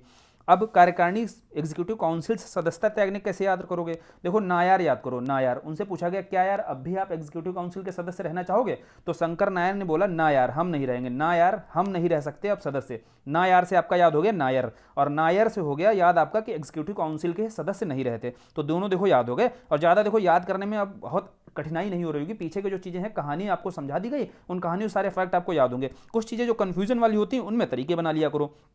फिर की क्वेश्चन बनता है कि जब यह जलियांवाला बाग हत्याकांड हुआ, जलियांवाला बाग हत्याकांड की लीपापोती करने के लिए, बेसिकली यह उचित ठहराने के लिए कि यह कदम जो था यह अनुचित नहीं था, इसको उचित ठहराने के लिए ही हंटर कमीशन का गठन किया जाता है अंग्रेजों के द्वारा, है ना। अंग्रेजों के द्वारा जो हंटर चलाया जाता है ना, याद रखना, उस हंटर को एक तरीके से उसकी लीपापोती करनी है, तो लीपापोती करने के लिए ही हंटर कमीशन का गठन किया जाएगा। यहाँ से प्रश्न जानते क्या आया, प्रश्न एक तो आया किस कमीशन का गठन किया गया, वो आपको बता दिया गया। दूसरा प्रश्न आया जो 8 सदस्य थे इसमें 3 भारतीय भी शामिल किए गए। 3 भारतीय कौन कौन थे, एक थे आपके सीतलवाड़, दूसरे थे जगत नारायण, तीसरे थे सुल्तान अहमद। यह याद करना थोड़ा सा कठिन हो जाता है, तो कैसे याद करोगे, हंटर से याद कर लो आप भाई। हंटर जो है कौन चलाता था, हंटर आपका सुल्तान चलाता था। और जगत में हर एक पर, जगत से किसी को भी पकड़ लाता था उस पर हंटर चलाता था, और जिस पर हंटर चलाता था वह व्यक्ति क्या होता था, शीतल पड़ जाता था, है ना। कोई भी व्यक्ति मान लो जोश में घूम रहा है, अब उसको हंटर देखा, हंटर किसने, सुल्तान ने उठाया भाई, सुल्तान ने उठाया, और किस पर, जगत के किसी भी आदमी पर वो चला सकता था हंटर, और वह व्यक्ति तुरंत क्या होगा, शीतल पड़ जाएगा। तीनों देखो याद हो गए, सुल्तान से आपका सुल्तान अहमद खान याद हो गया, जगत से आपका जगत नारायण याद हो गया, और शीतल से आपका शीतलवाड़ याद हो गए। तो तीनों भारतीय सदस्य आपके क्लियर हो गए होंगे। 3 भारतीय कौन शामिल किए गए थे, शीतलवाड़, जगत नारायण और सुल्तान अहमद। यहीं पर आपको देखो एक चीज और बता देना चाहता हूं कि कांग्रेस के द्वारा भी एक जांच समिति बनाई गई थी, और जांच समिति का जो रूपरेखा तैयार करने का जो है दायित्व दिया गया था, वो किसके ऊपर था, महात्मा गांधी के ऊपर था। क्यों भाई महात्मा गांधी को सौंपा जाएगा कांग्रेस के द्वारा, क्योंकि आप जान रहे हैं कि महात्मा गांधी की इस समय लोकप्रियता कितनी अधिक है। चंपारण, खेड़ा, अहमदाबाद, इन आंदोलनों की सफलता से आप गांधी जी की लोकप्रियता समझ सकते हैं। साथ ही के साथ आपने जब क्रांतिकारियों का पहला चरण देखा था, तो 1915 के बाद जाकर के क्रांतिकारियों का पहला चरण ठहरता है, क्योंकि क्रांतिकारियों का भी विश्वास बढ़ता है किसके ऊपर, गांधी जी के ऊपर, कि यह व्यक्ति क्या है, हमें स्वराज दिलाने में सफल रहेंगे। लेकिन जैसे ही असहयोग आंदोलन के बाद चौरी चौरा कांड होगा, तो चौरी चौरा कांड से दोबारा से दुखी हो जाएंगे क्रांतिकारी, और एक दूसरा चरण देखने को मिलता है। यह पूरी कहानी आपको बता दी गई है महात्मा गांधी की लोकप्रियता को लेकर के। आखिर कांग्रेस ने अपनी जांच समिति का जो जिम्मेदारी है, रूपरेखा जो दायित्व सौंपा था, वो गांधी जी को क्यों सौंपा था, क्यों के पीछे जाया करिए तो फैक्ट्स आसान हो जाते हैं, है ना। तो ये सारी चीजें देखो यहाँ पर क्लियर हो गई। इसके साथ साथ एक और घटनाक्रम आपका हुआ 1919 के दौरान ही, खिलाफत आंदोलन का। खिलाफत आंदोलन का घटनाक्रम समझना है तो पीछे कारण को समझो। 1914 से 18 के बीच आपका पता है कि क्या हुआ था, विश्व युद्ध हो रहा था। अब विश्व युद्ध के बाद में जब मित्र राष्ट्रों की ओर से, आपको पता होना चाहिए कैसे, आपको ब्रिटेन पता है ना कि ब्रिटेन की क्या होती है, जीत होती है। अब ब्रिटेन की जब जीत हो जाएगी, तो ब्रिटेन की जीत के बाद में तुर्की ब्रिटेन विरोधी खड़ा हो रहा था। अब ब्रिटेन विरोधी तुर्की खड़ा होगा, है ना, जर्मनी के सपोर्ट में, आपको पता होना चाहिए तुर्की राष्ट्र खड़ा था। अब जैसे ही अंग्रेज जीते जीतेंगे, ब्रिटेन जीतेगा, तो अपनी नीतियां किसके ऊपर थोपने की कोशिश की जाएगी? तुर्की के ऊपर, और इसी संदर्भ में तुर्की साम्राज्य का विघटन कर दिया जाता है। अब तुर्की में आपको यह पता होना चाहिए कि तुर्की में ही आपका खलीफा बैठता था, और यह जो खलीफा था ना, इसी को वास्तविक अपना प्रतिनिधि मानते थे, मुख्य प्रतिनिधि मानते थे। कौन? मुस्लिम। जितने भी मुस्लिम राष्ट्र थे ना, सभी मुस्लिमों के द्वारा जो तुर्की में खलीफा बैठता था उसको क्या करते थे? अपना वास्तविक हेड मानते थे, है ना। अब इसको वास्तविक हेड को ही कमजोर करने की, खत्म करने की कोशिश की जाएगी, किसके द्वारा? ब्रिटेन के द्वारा। अब मुस्लिम खड़े हो जाएंगे किसके खिलाफ? किसके खिलाफ खड़े हो जाएंगे? अंग्रेजों के खिलाफ। और खिलाफ खड़े होंगे इसीलिए खिलाफत आंदोलन का प्रारंभ किया जाएगा। खिलाफत आंदोलन का प्रारंभ करने का श्रेय किसे दिया जाता है? तो अली बंधुओं को श्रेय दिया जाता है। बेसिकली अली बंधु कौन होते हैं आपके? मोहम्मद अली और शौकत अली। काफी आसान है फैक्ट यह कि अली बंधु क्या करते हैं? अंग्रेजों के खिलाफ खड़े होंगे, खिलाफत आंदोलन प्रारंभ करने की बात करेंगे, है ना, कि इस तरीके से आप हमारे तुर्की साम्राज्य का विघटन नहीं कर सकते हैं। तो इस आधार पर देखो खिलाफत आंदोलन शुरू होता है। बेसिकली यहाँ आपको यह समझ में आ रहा होगा कि यह पूरा धर्म से जुड़ा हुआ मुद्दा था, यहाँ धार्मिक मुद्दा सीधा सीधा दिखाई दे रहा है। लेकिन गांधी जी यहाँ किस रूप में देखेंगे खिलाफत आंदोलन को? गांधी जी कहेंगे देखो यार, ब्रिटेन के द्वारा पहले ही हमारे यहाँ पर पृथक निर्वाचन लागू कर दिया गया है ना मुस्लिमों के लिए। फूट डालो और राज करो की नीति के तहत क्या किया गया? हिंदू मुस्लिम को तोड़ने की बात की गई है। तो यह देखेंगे एक बढ़िया मौका है कि अंग्रेजों के विरुद्ध मुस्लिम भी खड़ा है, और हम भी, पता ही है, असहयोग आंदोलन की तैयारी कर रहे थे, और हम भी एक नीति बना रहे हैं अंग्रेजों के विरुद्ध खड़े होने की। जब दोनों वर्ग जो है एक साथ खड़े हुए हैं, और दुश्मन का दुश्मन क्या होता है? दोस्त होता है। तो अब इस तरीके की नीति को लागू करते हुए गांधी जी क्या करेंगे? खिलाफत आंदोलन, असहयोग आंदोलन को आगे एक साथ चालू करेंगे, है ना। इसको एक साथ जब चालू किया जाएगा तो खिलाफत कमेटी जो सम्मेलन होगा, जब खिलाफत जो समिति है उनका अपना सम्मेलन होगा, कहाँ होगा? दिल्ली में होगा। अब दिल्ली में जब सम्मेलन यहाँ हो रहा होगा, इसका अध्यक्ष किसे बनाया जाएगा? तो अध्यक्ष प्रश्न पूछा गया, आप बताना है महात्मा गांधी को। कैसे आपको याद रखना है? उस समय सभी के दिल में कौन था? महात्मा गांधी थे। तो इसीलिए दिल्ली में जो खिलाफत कमेटी सम्मेलन बनाई गई उसकी अध्यक्षता की किसने? गांधी ने की। तो यह प्रश्न देखो आपका बना। अब खिलाफत से और क्वेश्चन क्या पूछे जाते हैं? एक प्रश्न आता है, जो खिलाफत आंदोलन था ना, इसको असहयोग के साथ, यानी कि भारत के स्वतंत्रता आंदोलन के साथ जोड़ने की बात गांधी जी करेंगे, लेकिन मोहम्मद अली जिन्ना के द्वारा इसका विरोध किया जाता है। जिन्ना लगातार बोलते हैं कि आप धर्म को राजनीति से दूर रखिए, गांधी जी से लगातार यह आग्रह करते हैं, तो जिन्ना के द्वारा बिल्कुल सपोर्ट नहीं किया जाता है। वहीं यही विरोध मदन मोहन मालवीय के द्वारा किया जाएगा। मदन मोहन मालवीय के द्वारा भी लगातार गुहार लगाई जाएगी कांग्रेस से कि आप खिलाफत आंदोलन में भागीदारी मत करिए, है ना। आपकी मांग क्या है? आपकी मांग तुर्की की मांग के जैसा कोई धार्मिक मामला नहीं है, आप धर्मनिरपेक्ष स्वरूप को बनाकर रखिए। आप देख रहे हैं कि दोनों शुरुआती स्तर पर दोनों नेताओं का क्या सोचना था, है ना। दोनों धर्मनिरपेक्ष होकर के चीजें सोचने की कोशिश करते हैं, और दोनों राष्ट्रीय आंदोलन के रूप में ना तो जिन्ना उस समय द्विराष्ट्र की बात करेंगे, ना मदन मोहन मालवीय के द्वारा अपनाई गई नीतियों में कहीं भी कट्टरता नजर आएगी, लेकिन उतने बड़े स्तर पर, है ना। फिर लेकिन मदन मोहन मालवीय से एक क्वेश्चन और पूछा जाता है। इन्होंने 1916 में ही BHU, आप जानते हैं ना, बनारस हिंदू यूनिवर्सिटी है, उसकी स्थापना की गई थी किसके द्वारा? मदन मोहन मालवीय के द्वारा। लेकिन अभी हम क्या पढ़ रहे हैं? अभी हम पढ़ रहे हैं किसके बारे में? खिलाफत आंदोलन के बारे में। तो खिलाफत और असहयोग को एक साथ चालू करने की खिलाफत किसके? दोनों के द्वारा की गई। मोहम्मद अली जिन्ना के द्वारा की गई, उसी तरीके से मदन मोहन मालवीय के द्वारा की गई। दोनों नेताओं को एक साथ यहां पर कराया जा रहा है, और ये पूछा गया है इसलिए यहां पर एक साथ दोनों को लिख दिया गया है। फिर एक प्रश्न बना स्वामी श्रद्धानंद से। बेसिकली होता क्या है, दिल्ली की आप जामा मस्जिद जानते हो, है ना, और दिल्ली की जामा मस्जिद पर खड़ा होकर के कोई हिंदू कौन? स्वामी श्रद्धानंद, वह हिंदू मुस्लिम एकता का भाषण दे रहा है। तो आप हिंदू मुस्लिम एकता का स्तर समझिए, यहाँ पर किस स्तर पर हिंदू मुस्लिम एकता की बात की जा रही थी, कि आप समझ रहे हो यहाँ पर श्रद्धा का विषय क्या है? समझना है। यहाँ पर श्रद्धा का विषय है, मुस्लिमों की श्रद्धा का विषय है जामा मस्जिद, और मुस्लिमों की श्रद्धा के विषय जामा मस्जिद से खड़ा होकर के कोई श्रद्धानंद जो है स्पीच दे रहा है, क्या? हिंदू मुस्लिम एकता का। तो याद हो गया यह दोनों आपको, कौन दे रहा था स्पीच? आपका श्रद्धानंद दे रहे थे। कहां से दे रहे थे? दिल्ली की जामा मस्जिद से दे रहे थे, जो मुस्लिमों की श्रद्धा का विषय था। तो यहां देखो श्रद्धानंद आपको ऑप्शन में दिया होगा कि किस व्यक्ति के द्वारा दिल्ली की जामा मस्जिद से हिंदू मुस्लिम एकता का भाषण दिया गया। तो यहां से देखो 1919 तक की चीजें क्लियर हो गई। अब हम यहां से असहयोग आंदोलन और सविनय अवज्ञा और फिर देखते हुए भारत को आजाद कराएंगे, है ना। एक या दो वीडियो में मैक्सिमम आपका पूरा का पूरा नेशनल मूवमेंट अब आपका क्लियर हो जाएगा, और पीछे आपका जितने भी हिस्ट्री के, मॉडर्न हिस्ट्री के आपके जितने पार्ट्स आ चुके हैं सारे बढ़िया से तैयार कर लेना, और इनसे बाहर आपका फैक्ट्स ध्यान रखिएगा। प्रीवियस ईयर में घुमा फिरा कर भी कैसे भी देगा ना, उनसे बाहर आपका नहीं जाने वाला है। 50 से 60% आपका एरिया जीएस में जो हिस्ट्री का पोर्शन है इन्हीं से कवर हो जाएगा। समाज सुधार आंदोलन से देखिए पहला आपका टॉपिक जो उठाया गया है वह ब्रह्म समाज से उठाया गया है। भाई ब्रह्म समाज से क्या क्वेश्चन आया? ब्रह्म समाज से क्वेश्चन देखो दो तरीके से बनते हैं। एक तो इनकी जो संस्थाएं थी ना, अग्रवर्ती संस्थाएं, उनके क्रम को लेकर के आ जाता है। फिर दूसरा क्या है, इनकी जो अग्रवर्ती संस्थाएं हैं उनके संस्थापक को लेकर के सवाल देखो बनाए जाते हैं कि आदि ब्रह्म समाज और भारतीय ब्रह्म समाज और साधारण ब्रह्म समाज, इनके संस्थापक कौन थे। तो लगातार कंफ्यूजन होता है आपको, जो आगे की जो संस्थाएं रही ना ब्रह्म समाज से निकली हैं उनके जो संस्थापक याद करने में आपको दिक्कत आती होगी, जैसे कि मुझे भी आती थी। और ब्रह्म समाज के हर किसी को पता होता है कि ब्रह्म समाज की जो स्थापना हुई आपकी 1815 में राजा राम मोहन राय के द्वारा की गई। तो भाई ये टफ तो होता नहीं किसी के लिए याद करना, और ना यहाँ से कंपटीशन में आप आगे निकलोगे, किसी से निकलोगे कहाँ पे, इन चीज़ों से आगे निकलोगे। और इनको याद करना देखो बहुत आसान अभी हो जाएगा। इसकी कहानी समझ लो पहले। देखो ब्रह्म समाज की जब स्थापना की जाती है तो एक आपका वर्ग होता है देवेंद्रनाथ टैगोर का वर्ग, जो आदि ब्रह्म समाज की बात करेगा। आदि ब्रह्म समाज मतलब होता है कि जो पहले जैसा, आदि मतलब होता है पहले जैसा ब्रह्म समाज, है ना। तो यह वर्ग चाहेगा कि ब्रह्म समाज के तहत जो राजा राम मोहन राय के द्वारा जो निर्देश दिए गए थे ना, जिस आधार पर यह चलाया गया था समाज, तो उसी आधार पर क्या किया जाए, इसको चालू रखा जाए। तो वह आपका आदि ब्रह्म समाज कहलाएगा। लेकिन इसमें कुछ परिवर्तन करते हुए, उदाहरण के तौर पर यह बात की जाएगी कि ब्रह्म समाज को क्या है, बंगाल के क्षेत्र से बाहर भी निकाला जाए। तो यह बात करेंगे कौन, केशव चंद्र सेन का जो वर्ग होता है ना, वो भारतीय ब्रह्म समाज के रूप में आगे उदय होता है, नई शाखा। और अब क्या होता है, अभी भारतीय ब्रह्म समाज से फिर साधारण ब्रह्म समाज क्यों बन गया। तो आपको पता होना चाहिए कि केशव चंद्र सेन लगातार जैसे बात करते थे, प्रगतिशील बातें किया करते थे और बाल विवाह का विरोध करते थे, लेकिन इन्होंने स्वयं अपनी बेटी का विवाह क्या किया था, बाल विवाह कर दिया था। तो इससे क्या होगा, व्यथित होकर के आनंद मोहन बोस और शिवनाथ शास्त्री के द्वारा साधारण ब्रह्म समाज की क्या कर दी जाएगी, स्थापना कर दी जाएगी। ये तीनों देखिए, चारों आपको सीरीज क्लियर हो गई होंगी, किस रूप में यह समाज जो थे, अलग अलग जो शाखाएं थी, इनकी किस रूप में सामने आती है, कारण क्या रहते हैं। तो कारणों को समझ लिया, कहानी स्पष्ट हो गई। लेकिन अब आ जाता है प्रीलिम्स में, क्रम लगाने को आएगा। देखो क्रम अब आप लगा दोगे। फिर आते हैं फैक्ट्स पे, यहां पर जो संस्थापक के रूप में पूछे जाते हैं। भाई देखो, आदि ब्रह्म समाज के संस्थापक आपके कौन रहे, वह रहे देवेंद्रनाथ टैगोर। यहां देखिए, आप जानते हैं आदिनाथ के बारे में हर कोई जानता है ना, भगवान शिव को आदिनाथ के रूप में बोला जाता है कि नहीं। तो आदि से आपने निकाला आदि ब्रह्म समाज, और नाथ से आपने देवेंद्रनाथ टैगोर निकाल दिया। और ये देवेंद्रनाथ टैगोर जो थे आपके ना, ये किसके, रविन्द्रनाथ टैगोर के ही बड़े भाई थे, है ना। आप जानते ही हो, तीन भाई हैं, तीनों से प्रश्न बनते हैं। रविन्द्रनाथ टैगोर देखो आपको पीछे बताया गया है, क्या याद करो क्या बताया था कि रविन्द्रनाथ टैगोर के द्वारा महात्मा गांधी को महात्मा की उपाधि दी गई थी, याद आया। फिर देवेंद्रनाथ टैगोर से देखो यहां पर हमने पढ़ लिया, आदि ब्रह्म समाज के संस्थापक थे। अवनींद्रनाथ टैगोर जब अभी आधुनिक भारत पढ़ोगे ना, तो वहां चित्रकार के रूप में आपको जब पढ़ना होगा, तो अवनींद्रनाथ टैगोर भारत माता के चित्र बनाते हैं। तीनों देखो क्वेश्चंस पूछे जाते हैं, तो तीनों आपको देखो बता दिए गए हैं साथ के साथ।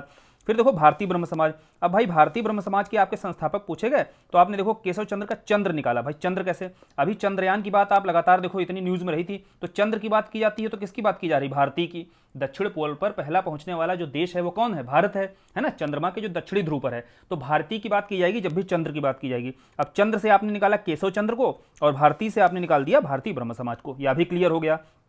चौथा आता है साधारण ब्रह्म समाज। देखो एक बात बताता हूं, साधारण सी बात है, आज के समय में बॉस वही है जिसके पास शस्त्र है। क्या निकाला आपने, साधारण सी बात यह बताई जा रही है कि आपको बॉस वही है जिसके पास क्या है आज के समय, शस्त्र है। तो शस्त्र से आपके हो गए शिवनाथ शास्त्री, और बॉस से हो गए आपके आनंद मोहन बोस, है ना, ये हो गए इसके संस्थापक। और साधारण सी बात है यह, है ना, हर कोई जानता है। तो साधारण से हो गया साधारण ब्रह्म समाज। अब देखो इस तरीके की कहानी जब 3-4 बार आप करोगे, तो 3-4 बार आप जब कनेक्ट करके ऐसे पढ़ोगे ना जब संस्थापकों को, तो आपको एकदम याद हो जाएगी, कंठस्थ हो जाएंगी चीजें। जैसे ही ऑप्शन आएगा तुरंत आपको साधारण दिखेगा, तुरंत आप बताओगे भाई बॉस और शास्त्री दिख जाएगा तुरंत आपको। जैसे भारतीय दिखेगा, चंद्र आप पढ़ोगे 3-4 बार तो याद हो जाएंगी चीजें। फिर चंद्र देखते ही आप भारतीय से तुरंत आप टिक कर दोगे, उसको सही लगा कराओगे। क्योंकि मिलान करने के लिए भी कभी कभी पूछ दिया जाता है, 3-4 आपके दिए होंगे और 2 भी आ रहे होंगे ना, ध्यान आ जाएंगे वहां पर, तो आप मिलान सही करके चले आओगे। तो इस तरीके से आपको अपने क्वेश्चन सही करने हैं, प्रीवियस ईयर से अगर कभी क्वेश्चन उठाया जाता है। फिर देखिए दूसरा आया आर्य समाज के बारे में। देखो आर्य समाज हमने वहां पर भी पढ़ा था, कब, पीछे याद करो, जब मोहम्मदन एंग्लो के बारे में हमने पढ़ा था, वहां पढ़ा था 1875 में। एक अल्पसंख्यक का समुदाय देखा था, संस्थान देखी थी, एक हमने साथ ही के साथ बहुसंख्यक समुदाय के संस्थान देख लिया था। देखो आर्य समाज आपका उसी रूप में कार्य करता है ना, वेदों की ओर लौटो की बात करता है। यहां दयानंद सरस्वती से एक क्वेश्चन और पूछा जाता है, सत्यार्थ प्रकाश को लेकर के किसकी रचना है। तो आपको याद होना चाहिए कि दयानंद सरस्वती की है भाई, और इन्हीं के द्वारा आर्य समाज जैसे संस्थान की स्थापना की गई। राजा राम मोहन राय से 2-3 प्रश्न और साधारण से पूछे जाते हैं, और जो पीछे पूछे गए हैं पीछे करा भी दिए गए। जैसे एग्जाम्पल के तौर पर इनको राजा की उपाधि किसने दी, पीछे बताया था अकबर द्वितीय ने दी। दूसरा क्या बताया था, इन्हें पत्रकारिता का क्या कहा जाता था, राजकुमार कहा जाता था, यह भी बताया गया था। तीसरा क्या क्वेश्चन देखो, सती प्रथा का अंत करने में जो प्रतिबंध लगाया गया था, कानून बनाया गया था बेंटिंग के द्वारा, किसकी मदद से, राजा राम मोहन राय की। ये सारे पीछे बताए गए थे, ऐसा नहीं है कि नया है एकदम। और यहां पर देखो समाज सुधार के तहत हमने पहले ब्रह्म समाज और आर्य समाज उठा लिया। ये बंगाल के 2 समाज सुधारक हमने संस्थान उठाए, यहां से प्रश्न कैसे पूछे गए पीछे यह भी बताया गया। फिर देखो महाराष्ट्र के क्षेत्र में समाज सुधारक हमने संस्थान उठाए 2, कौन से, एक प्रार्थना समाज, एक सत्यशोधक समाज।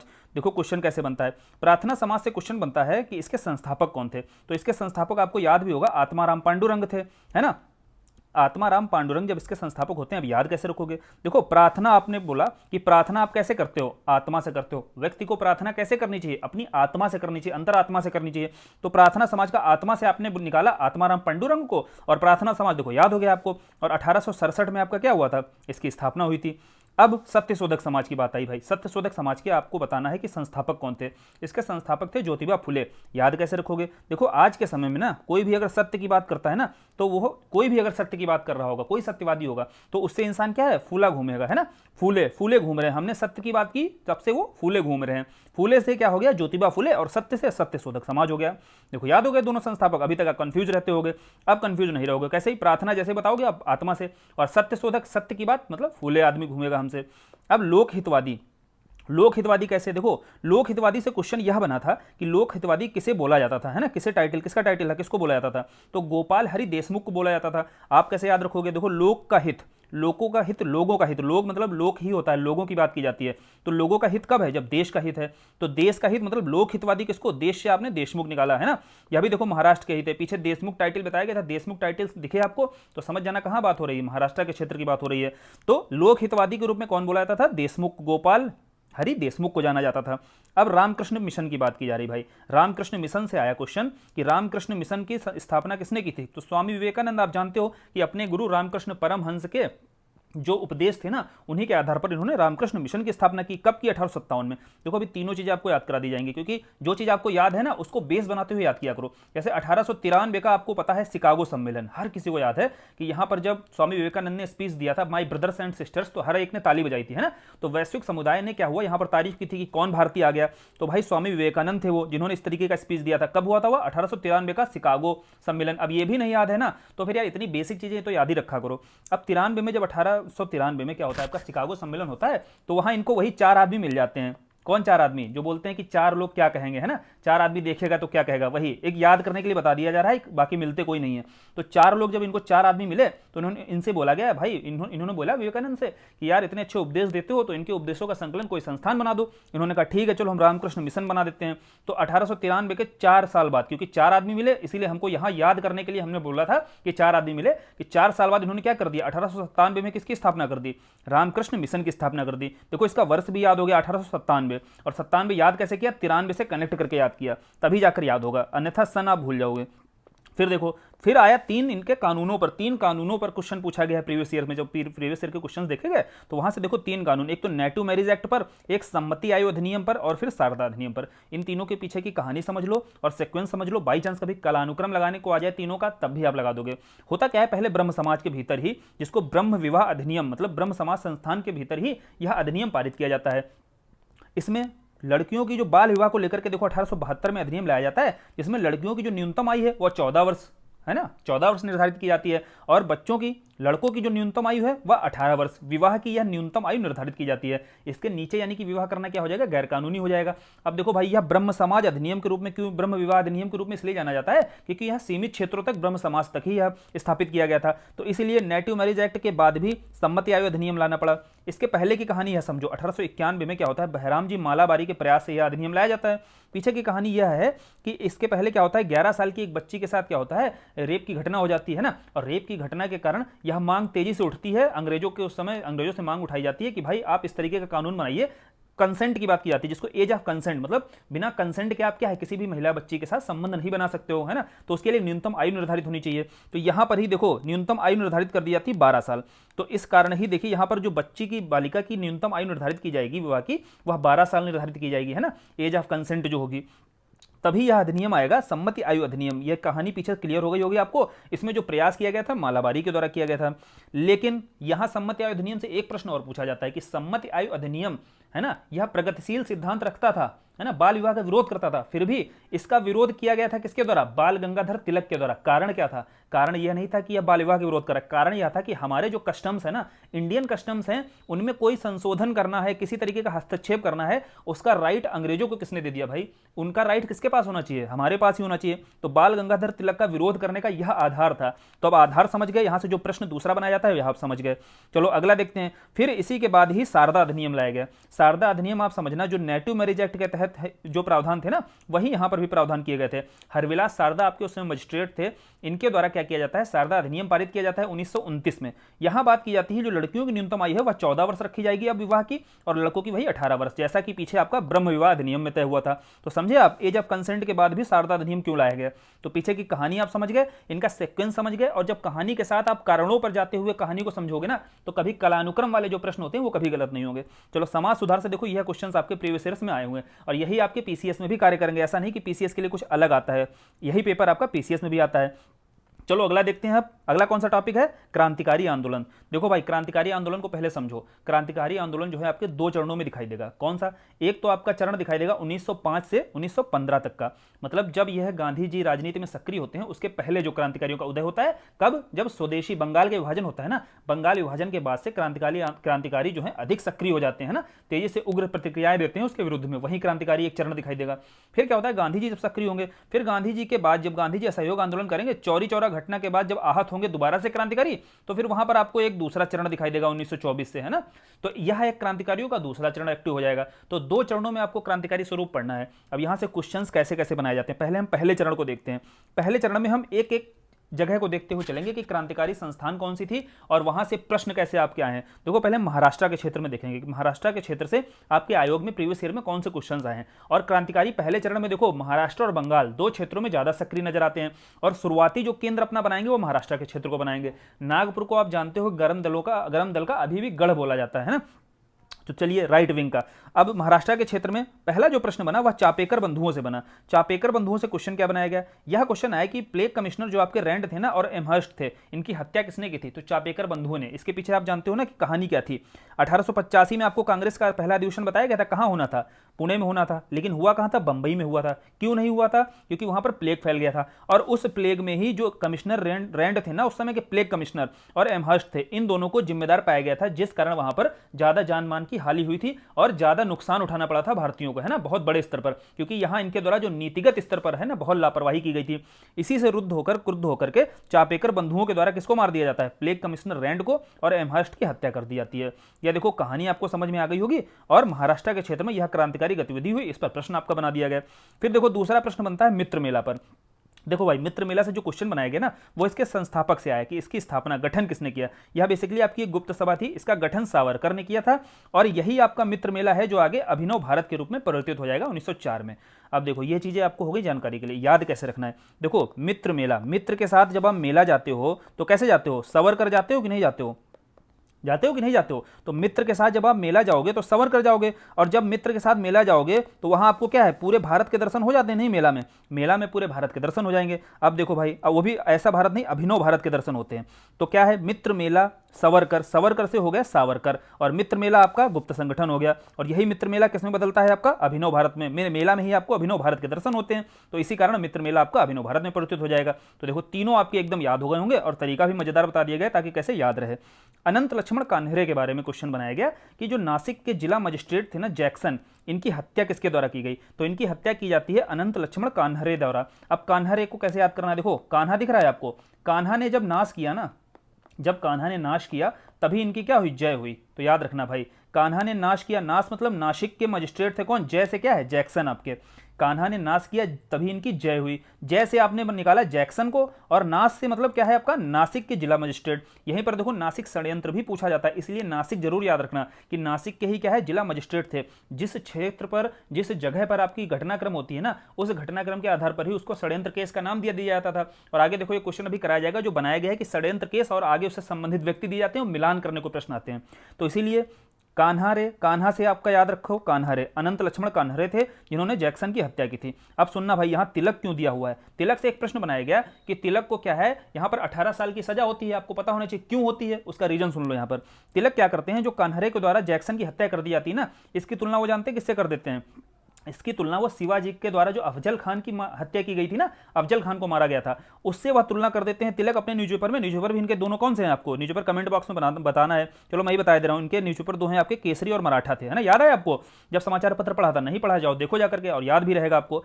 अब होता क्या है, ये अपने न्यूज़पेपर में कान्हरे के द्वारा जो जैक्सन की हत्या की जाती है ना, इसकी तुलना कर देंगे किसके द्वारा, शिवाजी के द्वारा जो अफजल खान की हत्या की जाएगी। इससे क्या होगा, अंग्रेज रुद्ध हो जाएंगे और अंग्रेज क्रुद्ध होकर के क्या करेंगे, इनको 18 महीने की सजा देंगे। यहीं से तिलक की जो है लोकप्रियता बढ़ती है, और तिलक क्या है, लोकमान्य तिलक के रूप में, लोकमान्यता इनकी बढ़ती है और लोकमान्य तिलक के रूप में जाने जाते हैं। यह है पूरी कहानी इसकी।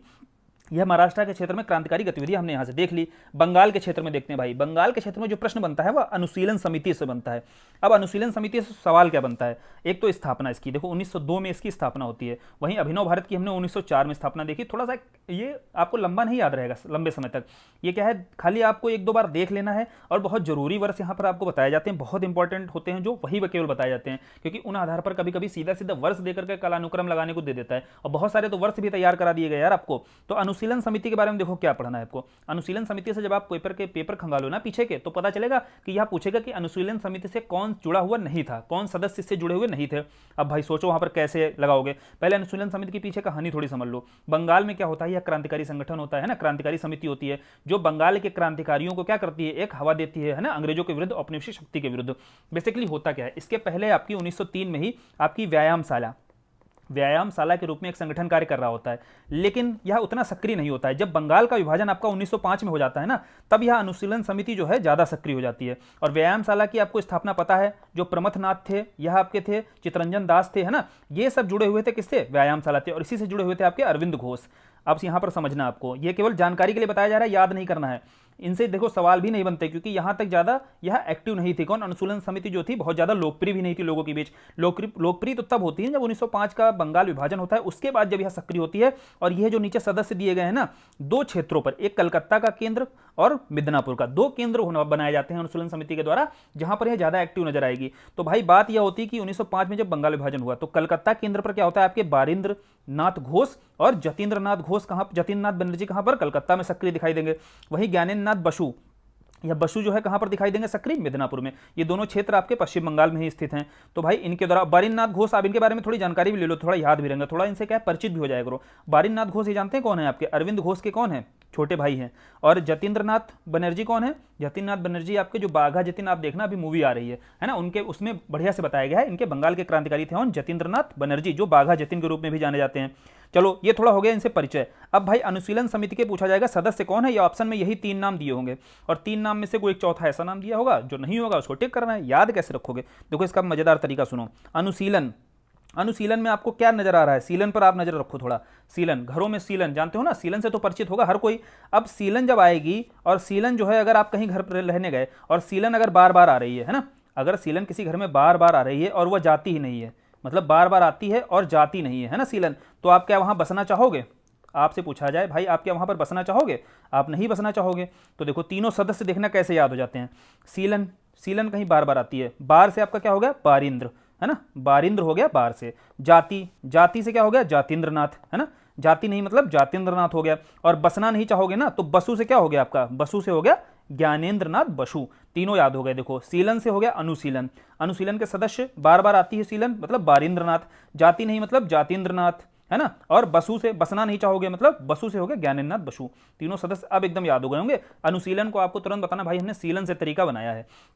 अब क्या है, यहां बसना तो नहीं चाहोगे, साथ में एक चीज और कनेक्ट कर लो, यहां से आप आगे युगों तक क्या है वहां रहना नहीं चाहोगे। युगों से आपने कनेक्ट किया यहां पर युगांतर जो था, यहां पर इस क्रांतिकारी संगठन के द्वारा यह साप्ताहिक पत्र जो है वह इसका संपादन किया जाता था। कौन सा पत्र था आपका, युगांतर। तो भाई याद रखो आप युगों तक वहां रहना नहीं चाहोगे। लो भाई पत्र भी इससे कनेक्ट कर लिया आपने, और पत्र भी याद हो गया, क्योंकि पत्र भी पूछा जाता है कि अनुशीलन समिति के द्वारा कौन सा पत्र जो है संपादित किया जाता है। अनुशीलन समिति से इससे ज्यादा प्रश्न नहीं बनेंगे और पूरी कहानी आपको समझा दी गई है। चलो आगे चलते हैं। बंगाल का अगला क्या है, प्रफुल्ल चाकी और खुदीराम बोस से देखो क्वेश्चन आया। क्या क्वेश्चन आया, यह पूछा गया कि मुजफ्फरनगर नहीं है, सही कर लेना आप, यह मुजफ्फरपुर था। मुजफ्फरनगर तो आपका यूपी में है, यह मुजफ्फरपुर कहां पर है आपका, बिहार में स्थित है ना। तो पूछा जाता है कि प्रफुल्ल चाकी और खुदीराम बोस इनके द्वारा मुजफ्फरपुर के मजिस्ट्रेट थे आपके किंग्सफोर्ड, इनकी हत्या कर दी जाती है ना। क्वेश्चन आया कि किंग्सफोर्ड की हत्या किसके द्वारा की गई, किसके द्वारा, प्रफुल्ल चाकी और खुदीराम बोस के द्वारा की गई। होता क्या है यहां पर, किंग्सफोर्ड पर बम फेंका जाता है, किंग्सफोर्ड क्या होता है, किंग्सफोर्ड जो होता है क्रांतिकारी जो होते हैं ना, उनके लेकर के बुरा व्यवहार को लेकर के उनके प्रति यह कुख्यात था। इसीलिए प्रफुल्ल चाकी और खुदीराम बोस के द्वारा यह रणनीति बनाई जाती है कि इसके ऊपर बम फेंककर इसकी हत्या की जाएगी, है ना, इसको मारा जाएगा। लेकिन वह बम जो है कैनेडी के पत्नी और उसकी पुत्री के ऊपर गिर जाता है, तो हत्या उसकी हो जाती है। कैनेडी क्या होता है, जबकि कैनेडी जो है आपका पता होना चाहिए राष्ट्रीय आंदोलन का हितैषी होता है ना, राष्ट्रीय आंदोलन की हित में बात करता है। तो यहाँ ये गलती हो जाती है प्रफुल्ल चाकी और खुदीराम बोस से। उसके बाद प्रफुल्ल चाकी के द्वारा क्या है, खुद हत्या कर ली जाती है। और खुदीराम बोस के बारे में क्वेश्चन एक बनता है कि सबसे कम आयु में किसको फांसी दी गई थी, तो यहीं पर देखो यही केस था आपका मुजफ्फरपुर का, इसको अलीपुर षड्यंत्र, क्योंकि मुजफ्फरपुर जो है आपका अलीपुर क्षेत्र भी है, वहां पर अलीपुर में स्थित है, और अलीपुर षड्यंत्र के रूप में भी जाना जाता है। और इसी के तहत खुदीराम बोस को आपको पता होना चाहिए क्या दी गई थी, फांसी दी गई थी। और सबसे कम आयु में पूछा जाता है, एक प्रश्न आता है कि फांसी किसको दी गई, खुदीराम बोस को। लगभग 18 साल के थे ये जब इनको फांसी दे दी गई थी। आजकल तो 18 साल में लोग क्या करता है, ग्रेजुएशन इंटर भी नहीं कर पाते हैं। चलो, प्रफुल्ल चाकी हो गया, खुदीराम बोस हो गया। और खुदीराम बोस और प्रफुल्ल चाकी ने किसकी हत्या की थी, किंग्सफोर्ड की। पूरी कहानी समझ में आ गई। याद कैसे रखना है, याद करने के लिए देखो आप क्या करोगे, आप चौंक जाओगे जब कोई खुद को क्या बोलेगा, खुद ही को राम बोलना शुरू कर देगा, है ना। आप चौंक जाओगे कि नहीं चौंक जाओगे जब कोई खुद ही को राम बोलना शुरू कर देगा। कौन, कोई किंग, मान लो भाई आपके यहाँ किंग, आपका कोई किंग बना है ना, और आपका कोई किंग है और वह खुद ही को राम बोलना शुरू करे, तो आप चौंक जाओगे कि नहीं चौंक जाओगे। चौक से हो गया आपका चौकी, प्रफुल्ल चौकी। खुदीराम आपका हो गया खुदीराम। फिर ऐसे किंग को क्या करोगे, मारना चाहोगे, तभी खुदीराम और चौक इन दोनों ने मिलकर किसको मार दिया, किंग्सफोर्ड को मार दिया। अब किंग्सफोर्ड की हत्या यहाँ पर हो जाती है। अब देखो यह क्लियर हो गया होगा पूरा। और अलीपुर षड्यंत्र भी साथ साथ देखो, षड्यंत्र केस आगे अभी आपको बताया जाएगा। और पीछे कहानी इसलिए बताई जा रही है कि क्षेत्र से कैसे षड्यंत्रों का नाम दिया जाता है, इसमें आप कंफ्यूज होते होगे खूब, इसलिए ये क्लियर करते हुए साथ के साथ चला जा रहा है। फिर देखो अब दूसरा चरण आ गए हम। प्रथम चरण हमने देख लिया जो क्रांतिकारी गतिविधियां हुई, दूसरा चरण देख लेते हैं। अभी हम भारत में ही हैं जो क्रांतिकारी गतिविधियां हो रही थी, अभी विदेशों में हम नहीं देख रहे हैं। अब भारत में ही देखो दूसरे चरण में क्या होता है, जब पहला चरण कंप्लीट होता है, पहले चरण के बाद आप जानते हो गांधी जी सक्रिय रहेंगे, असहयोग आंदोलन शुरू करेंगे। 1922 में आपका चौरी चौरा घटना हो जाती है, पूरा हम बढ़िया से पीछे कर चुके हैं। चौरी चौरी घटना से क्रांतिकारी भी हताहत होते हैं, कुछ तो नरम दल गरम दल के नेता भी हताहत होंगे, और कुछ क्रांतिकारी वर्ग भी इससे हताहत होगा। वो दोबारा से क्या होगा, क्रांति का मार्ग अपना लेगा। वो कहेगा भाई अब हम फिर से क्या करेंगे, वही मार्ग, हिंसा का मार्ग अपनाएंगे, तभी जाकर क्या होगा, भारत को आज़ादी मिल सकती है। उसी के संदर्भ में एक एसोसिएशन आपका स्थापित होगा, हिंदुस्तान रिपब्लिक एसोसिएशन, एचआरए के रूप में जिसे जाना जाता है। यहां से सवाल क्यों भाई आपके बनाए जाते हैं आरओ या यूपीपीसीएस में, क्योंकि इसकी स्थापना कहां होती है, ध्यान से देखो कहां है, कानपुर में। कानपुर कहां है आपका, यूपी में। अब यूपी में कोई भी अगर संगठन है सक्रिय है तो उससे प्रश्न कैसे नहीं बनाए जाएंगे, जरूर बनाए जाएंगे। इसकी देखो 1924 में, 22 में आपका देखो घटनाक्रम हो रहा है, और 2 ही साल बाद आपका 1924 में किसकी स्थापना हो जा रही है, एचआरए की स्थापना हो जा रही है। इससे जुड़े हुए देखो सदस्यों से प्रश्न आता है कि निम्नलिखित में से कौन से एचआरए से जुड़े हुए सदस्य नहीं थे। अब भाई ये 3 सदस्य तो आपको याद रखने, कौन कौन है, सचिन नाथ सन्याल, योगेश चटर्जी और रामप्रसाद बिस्मिल। अभी तीनों याद करा दी जाएंगे, बिल्कुल टेंशन नहीं लेनी, अभी पढ़ लो समझ लो थोड़ा। और इसी के द्वारा ही, एचआरए के सदस्यों के द्वारा ही क्या होता है, 9 अगस्त 1925 को काकोरी ट्रेन एक्शन, काकोरी आप जानते हो ना कहां पर है, काकोरी आपका लखनऊ में स्थित है। तो भाई काकोरी ट्रेन एक्शन से भी क्वेश्चन पूछे जाते हैं। 9 अगस्त 1925 को क्या होता है, ट्रेन लूटी जाती है, कहां पर, काकोरी स्थान पर, है ना। काकोरी जो स्टेशन होता है वहां पर ट्रेन लूटते हैं ये क्रांतिकारी। किससे जुड़े होते हैं, एचआरए से जुड़े हुए होते हैं। और इन्हीं में जो पकड़े जाते हैं आपके, उनको फांसी दे दी जाती है। और फांसी स्थल से देखो प्रश्न आपके बनाए जाते हैं, इन क्रांतिकारियों को कहां फांसी दी गई, उनके फांसी स्थलों को लेकर, मिलान को लेकर क्वेश्चन आ जाता है। या कभी कभी पूछ लेता है कि रामप्रसाद बिस्मिल को किस क्षेत्र में, उत्तर प्रदेश के किस जगह पर फांसी दी गई, ऐसे प्रश्न बना लिए जाते हैं। अब देखो सारी चीजें कैसे हम याद कर लेते हैं साथ के साथ। देखो याद करने की कोशिश सबसे पहले हम कौन सा करेंगे, हम सबसे पहले याद करने की कोशिश करेंगे कि जो इनके सदस्य थे, हिंदुस्तान रिपब्लिक एसोसिएशन, यहां हिंदू निकालो, हिंदुस्तान से आपने हिंदू निकाला भाई। हिंदू में क्या है, हिंदू रिलीजन ले लो आप, है ना। हिंदू रिलीजन में आपने निकाला, तो हिंदू रिलीजन में देखो राम, क्या क्या चीजें लोकप्रिय हैं, उनसे ही हम देखो इनके सदस्य निकाल लेंगे। हिंदू में आपके राम लोकप्रिय हैं, योग लोकप्रिय है ना, योग लोकप्रिय है, राम लोकप्रिय है, और संन्यास लोकप्रिय है, जानते हो ना। हिंदू धर्म किसकी बात करता है, राम की बात करता है, योग की बात करता है, संन्यास की। अभी राम से आपने निकाला रामप्रसाद बिस्मिल को, और योग से निकाला योगेश चटर्जी को। देखो दोनों हो गए सदस्य याद, राम से रामप्रसाद बिस्मिल याद हो गए, और योग से योगेश चटर्जी याद हो गए। संन्यास की जगह आपको सन्याल याद करना है ना, संन्यास थोड़ा सा आप इसे कनेक्ट करना, संन्यास हमने सन्याल के कारण बनाया हुआ है, तो सन्याल से आपके सचिन सन्याल हो गए। तीनों सदस्य हो गए आपके याद एचआरए के। अब आप गलत नहीं करोगे। अब आ जाते हैं घटनाक्रम पर भाई। काकोरी घटनाक्रम के बाद जो फांसी दी गई ना, फांसी देखो रामप्रसाद बिस्मिल आप जानते हो, अशफाक उल्लाह भी इसके सदस्य रहे थे, रोशन लाल हो गए, राजेंद्र लाहिड़ी हो गए। 4 क्रांतिकारी थे जो पकड़े गए और जिनको फांसी दी गई। फांसी स्थल कहां दी गई, रामप्रसाद बिस्मिल को गोरखपुर में दी गई, अशफाक उल्लाह को फैजाबाद में दी गई, रोशन लाल को कहां दी गई, नैनी में दी गई, और वही राजेंद्र लाहिड़ी को गोंडा में दी गई। भाई याद कैसे रखें, चुनौतीपूर्ण हमारे लिए याद रखना है, और वही याद तो यहां पर करा दिया जाएगा। अभी देखो कैसे याद होता है, राम राम प्रसाद का हमने राम निकाला था। अब एक बात बताइए, गोरखपुर, गोरखपुर जैसे ऑप्शन में आएगा आप याद करना तुरंत, गोरखपुर से कौन है हमारे, योगी बाबा। और योगी बाबा लगातार किसकी बात करते हैं, राम की बात करते हैं। तो भैया राम प्रसाद बिस्मिल को कहाँ पर फांसी दी जाएगी, गोरखपुर में। गोरखपुर में, क्योंकि योगी बाबा राम की बात करते हैं, इसलिए राम से आपने कनेक्ट किया किसको, राम प्रसाद बिस्मिल को। देखो याद हो गया राम प्रसाद बिस्मिल को कहाँ फांसी दी गई। अशफाक उल्लाह, आ जाओ भाई। अशफाक उल्लाह आपको बताना है फैजाबाद कैसे हो सकता है। देखो भाई, फैज जो है किसका नाम है, क्या हिंदू का नाम हो सकता है, फैज नहीं हो सकता है। फैज किसका नाम है, मुस्लिम का। तो भाई मुस्लिम का नाम है तो किसी मुस्लिम को ही फांसी दी जाएगी यहाँ पर। और मुस्लिम कौन क्रांतिकारी था उस समय, काकोरी कांड से जुड़ा हुआ, अशफाक उल्लाह थे। और यह भी क्वेश्चन पूछा जाता है कि कौन ऑफिशियली मतलब आधिकारिक रूप से ब्रिटिशर्स के द्वारा पहला मुस्लिम था जिसे फांसी दी गई थी, वह था आपका अशफाक उल्लाह ही थे, है ना। तो अशफाक उल्लाह को कहाँ फांसी दी जाएगी, इसलिए फैजाबाद में दी जाएगी। फैज से कनेक्ट किया फैजाबाद, और मुस्लिम अशफाक उल्लाह थे। अब भाई रोशन लाल, रोशन लाल को फांसी कहाँ दी जाएगी। देखो भाई हर एक का लाल जो है, हर एक का लाल जो है नाम रोशन करने कहाँ आ रहा है, रोशन करने नाम लाल कहाँ आ रहे हैं भाई, इलाहाबाद आ रहे हैं। तो रोशन लाल आपके कहाँ इनको फांसी दी जाएगी, इलाहाबाद में, नैनी में, है ना। तो रोशन लाल किससे हो गया, इलाहाबाद से हो गया। राजेंद्र लाहाड़ी को कहाँ दी गई, गोंडा में। तो राजेंद्र का आपने निकाला राज, है ना, राज आपने गोंडा को गुंडा के रूप में पढ़ना है आपको। तो गुंडा राज कहाँ पर है, आपको पता है गोंडा बस्ती के क्षेत्रों में क्या चलता है, गुंडा राज चलता है। तो राज से हो गया राजेंद्र लाहाड़ी, गोंडा से हो गया, गुंडा से हो गया गोंडा। चारों फांसी स्थल याद हो गया, चारों फांसी स्थल 2 बार 3 बार पढ़ लो, देखो ना याद हो जाए। राम आपने निकाला तुरंत भाई, राम क्या है, गोरखपुर, क्योंकि गोरखपुर में बाबा क्या करते हैं, राम की बात करते हैं। अशफाक उल्लाह मतलब यह मुस्लिम इकलौते क्रांतिकारी थे, है ना। तो ये फैजाबाद हो गया। और रोशन लाल, रोशन लाल आपके इलाहाबाद हो गया, है ना। रोशन करने लाल कहाँ जाता है, इलाहाबाद जाता है। राजेंद्र लाहाड़ी का राज, राज निकाला आपने, और राज गुंडा राज की बात की गई। और यहाँ क्रांतिकारी देख लो, 3 राज हैं आपके और 1 मुस्लिम है आपके। चारों आपको क्रांतिकारी भी देखो ऐसे याद रहेंगे, बाई चांस आ जाए कि कौन से किससे जुड़े हुए नहीं थे, किससे, आपके काकोरी ट्रेन एक्शन से जुड़े हुए कौन क्रांतिकारी नहीं थे। तो 3 राह हैं आपके, राम प्रसाद बिस्मिल, रोशन लाहाड़ी, रोशन लाल, राजेंद्र लाहाड़ी और 1 मुस्लिम अशफाक उल्लाह। सारा बेहतरीन तरीके से याद हो गया। और काकोरी एक्शन कांड से खूब क्वेश्चन पूछे गए हैं, और एचआरए से खूब क्वेश्चन पूछे गए, क्योंकि एचआरए की स्थापना उत्तर प्रदेश के कानपुर में हुई है, काकोरी आपकी घटना लखनऊ में हुई है, और यूपी से जुड़े हुए स्थल है, वहां से प्रश्न खूब बनाए जाते हैं, इसलिए इनको बहुत अच्छे से तैयार करना, सारे फैक्ट तैयार करा दिए गए। एचएसआरए देखो, एचएसआरए क्या होता है, जब इनको फांसी दे दी जाती है उसके बाद 1927 की घटनाक्रम समझो। 1927 में साइमन कमीशन आता है ना, साइमन गो बैक के नारे लगते हैं। यहीं पर आपको ये क्वेश्चन बनाया जाता है कि किसकी यहाँ पर मृत्यु हो जाती है जब विरोध किया जाता है। तो लाला हरदयाल पर लाठीचार्ज किया जाता है, लाठीचार्ज के चलते ही लाला हरदयाल की मृत्यु हो जाती है। आप ये घटनाक्रम तो जानते ही हो। अब इस घटनाक्रम के बाद क्या होता है, दिल्ली में फिरोजा कोटला के मैदान में, दिल्ली में 1928 में आपका हिंदुस्तान सोशलिस्ट रिपब्लिक एसोसिएशन की स्थापना, यानी कि एचआरए में ही जो समाजवादी विचारधारा है जब जुड़ जाएगी तो एचएसआरए के रूप में वह सामने आ जाएगी। इसके सदस्य कौन थे, भगत सिंह थे आपके, सुखदेव थे, भगवती चरण वोहरा थे, और चंद्रशेखर आजाद थे, है ना। ये सारे सभी जानते हैं आप, भगत सिंह के बारे में, सुखदेव के बारे में, है ना। और भगवती चरण वोहरा यही है जो फिलॉसफी ऑफ बम की बात करेंगे, आप देख रहे हो बम की भी फिलॉसफी दे रहे हैं, इसकी रचना करेंगे। और चंद्रशेखर आजाद हैं। तो ये नाम सारे लोकप्रिय हैं, ये बिल्कुल भूलने वाले नहीं है, ये आपको याद भी रहते हैं। यही देखो सैंडर्स की हत्या का प्लान बनाया जाएगा। यह एचएसआरए जो होता है, एचएसआरए का जब 28 में गठन कर दिया जाएगा, फिर इसके बाद में सैंडर्स की हत्या, सैंडर्स वही था जो लाला लाजपत राय पर जब लाठीचार्ज हो रहा था उसके लिए जिम्मेदार था। तो सैंडर्स की हत्या भगत सिंह, राजगुरु और चंद्रशेखर आजाद के द्वारा कर दी जाती है। तो भगत सिंह, राजगुरु और सुखदेव, इनकी गिरफ्तारी तो यहां से कर ली जाएगी, लेकिन चंद्रशेखर आजाद जो है यहां से भाग निकलेंगे। चंद्रशेखर आजाद जब भाग निकलेंगे फिर इनकी मुठभेड़ कहां पर होगी, इलाहाबाद के अल्फ्रेड पार्क में। देखो यूपी से जुड़ा हुआ क्षेत्र है इसलिए प्रश्न पूछा जाता है। चंद्रशेखर आजाद की जो मुठभेड़ होती है वो अल्फ्रेड पार्क में अंग्रेजों से हो जाती है। तो 27 फरवरी 1931 को जब चंद्रशेखर आजाद टकराते हैं, देखते हैं चारों ओर से घिर गए, तो अंतिम गोली क्या है, जब रिवॉल्वर में अंतिम गोली उनके बचती है वह स्वयं को मार लेते हैं। इसलिए 27 फरवरी 1931 को चंद्रशेखर आजाद द्वारा आत्महत्या कर ली जाती है। यह प्रश्न बनाया जाता है। तो यहाँ पर जो ये तारीख दी जा रही है ऐसा मत सोचना कि बहुत टफ हो जाएगी। यहाँ तारीखें इसलिए दी जा रही क्योंकि एक ही 2 फरवरी और मार्च के महीने में कई घटनाक्रम हो जाते हैं।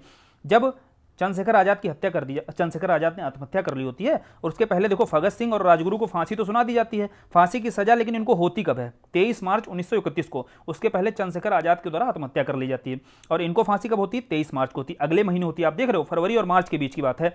इसी के बीच एक घटनाक्रम आपका हुआ 5 मार्च 1931 के साथ आपको बताया जा रहा है। यहाँ पर आप जानते हो गांधी इरविन समझौता होता है, और लोग यहाँ पर नाराज गांधी जी से क्यों होते हैं, पता है ना आपको, कि भगत सिंह और सुखदेव इनकी जो फांसी की मांग है ना, इसको टालने की मांग नहीं की गई थी। गांधी जी क्या है, गांधी जी अहिंसा के मार्ग पर चल रहे थे, और यह व्यक्ति जो सारे थे ना, जो क्रांतिकारी थे, यह हिंसा की गतिविधियों में लिप्त हो जाने के कारण इनको फांसी मिली हुई थी। यह कुछ कारण होते हैं जिन कारण से यहाँ पर स्पष्ट रूप से इनकी फांसी को टालने की मांग नहीं की जाती है, जिस कारण ही आप जानते हो 5 मार्च 1931 का विरोध आगे भी देखने को हमें कांग्रेस के अधिवेशन में मिलेगा। कांग्रेस के अधिवेशन में जब आगे आपका 1921 का अधिवेशन होगा, वहां पर गांधी जी को क्या है, गांधी जी को या कांग्रेस को काले झंडे दिखाए जाएंगे। तो यह 4 घटनाक्रम होते हैं। देखो 27 फरवरी को चंद्रशेखर आजाद को फांसी हुई, 5 मार्च को गांधी इरविन समझौता होता है, फिर 23 मार्च को भगत सिंह, सुखदेव, राजगुरु को फांसी हो जाती है। इसके बाद जो दिसंबर में कांग्रेस का अधिवेशन होता है, वहां पर क्या है, कांग्रेस को काले झंडे दिखाए जाते हैं। यह 4 घटनाक्रम है, इनका क्रम लगाने को भी आएगा और सारा देखो आपको समझ में भी आ गया होगा, एक दूसरे से रिलेट करते हुए सारी चीज़ें पढ़ाई गई हैं, है ना।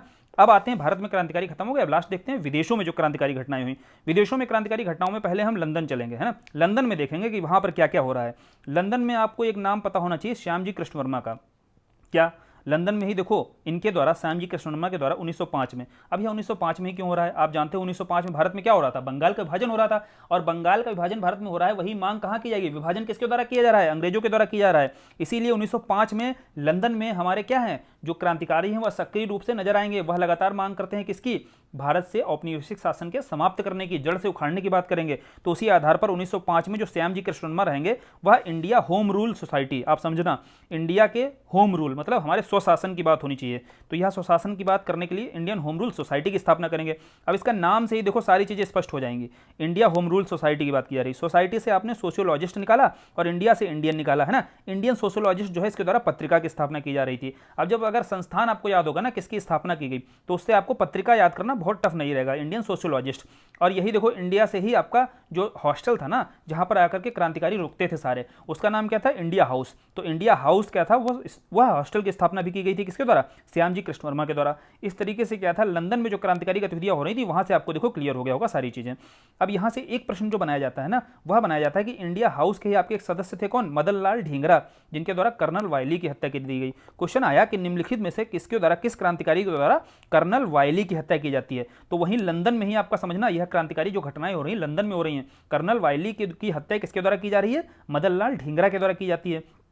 अब कुछ कैसे याद रखना है, मदन लाल डींगरा आपको याद रखना है, डींगरा, डींगरा का देखो कैसे भी याद रखना है, डींगरा तो याद ही रहेगा ना।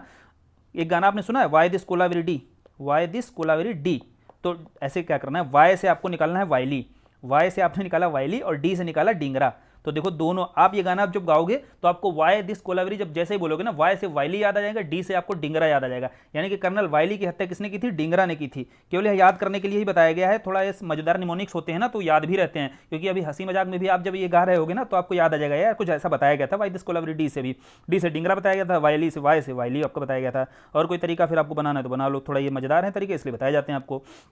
और अब आते हैं हम जर्मनी में। जर्मनी से क्वेश्चन देखो आपका क्या बना, जर्मनी से क्वेश्चन बना कि जर्मनी में जो आपके मैडम भीखाजी कामा थी ना, मैडम भीखाजी कामा के द्वारा स्टटगार्ड में आपका 1907 में क्या किया गया था, राष्ट्रीय ध्वज फहराया गया था वहां पर, है ना। अंतर्राष्ट्रीय कांग्रेस संगठन होती है, वहां पर भीखाजी कामा जो है सक्रिय सदस्य होती है उसकी, और इनके द्वारा ही भारत का राष्ट्रीय ध्वज उस समय फहराया जाता है। तो समझ रहे हो कि जर्मनी में कौन, भीखाजी कामा, भीखाजी कामा ने कहां पर, यह पूछा जाता है स्टटगार्ड में। अब याद कैसे रखना है, इन्हें देखो भारतीय क्रांति की मां भी कहा जाता है, सारी चीजें देखो भी याद हो जाएंगी।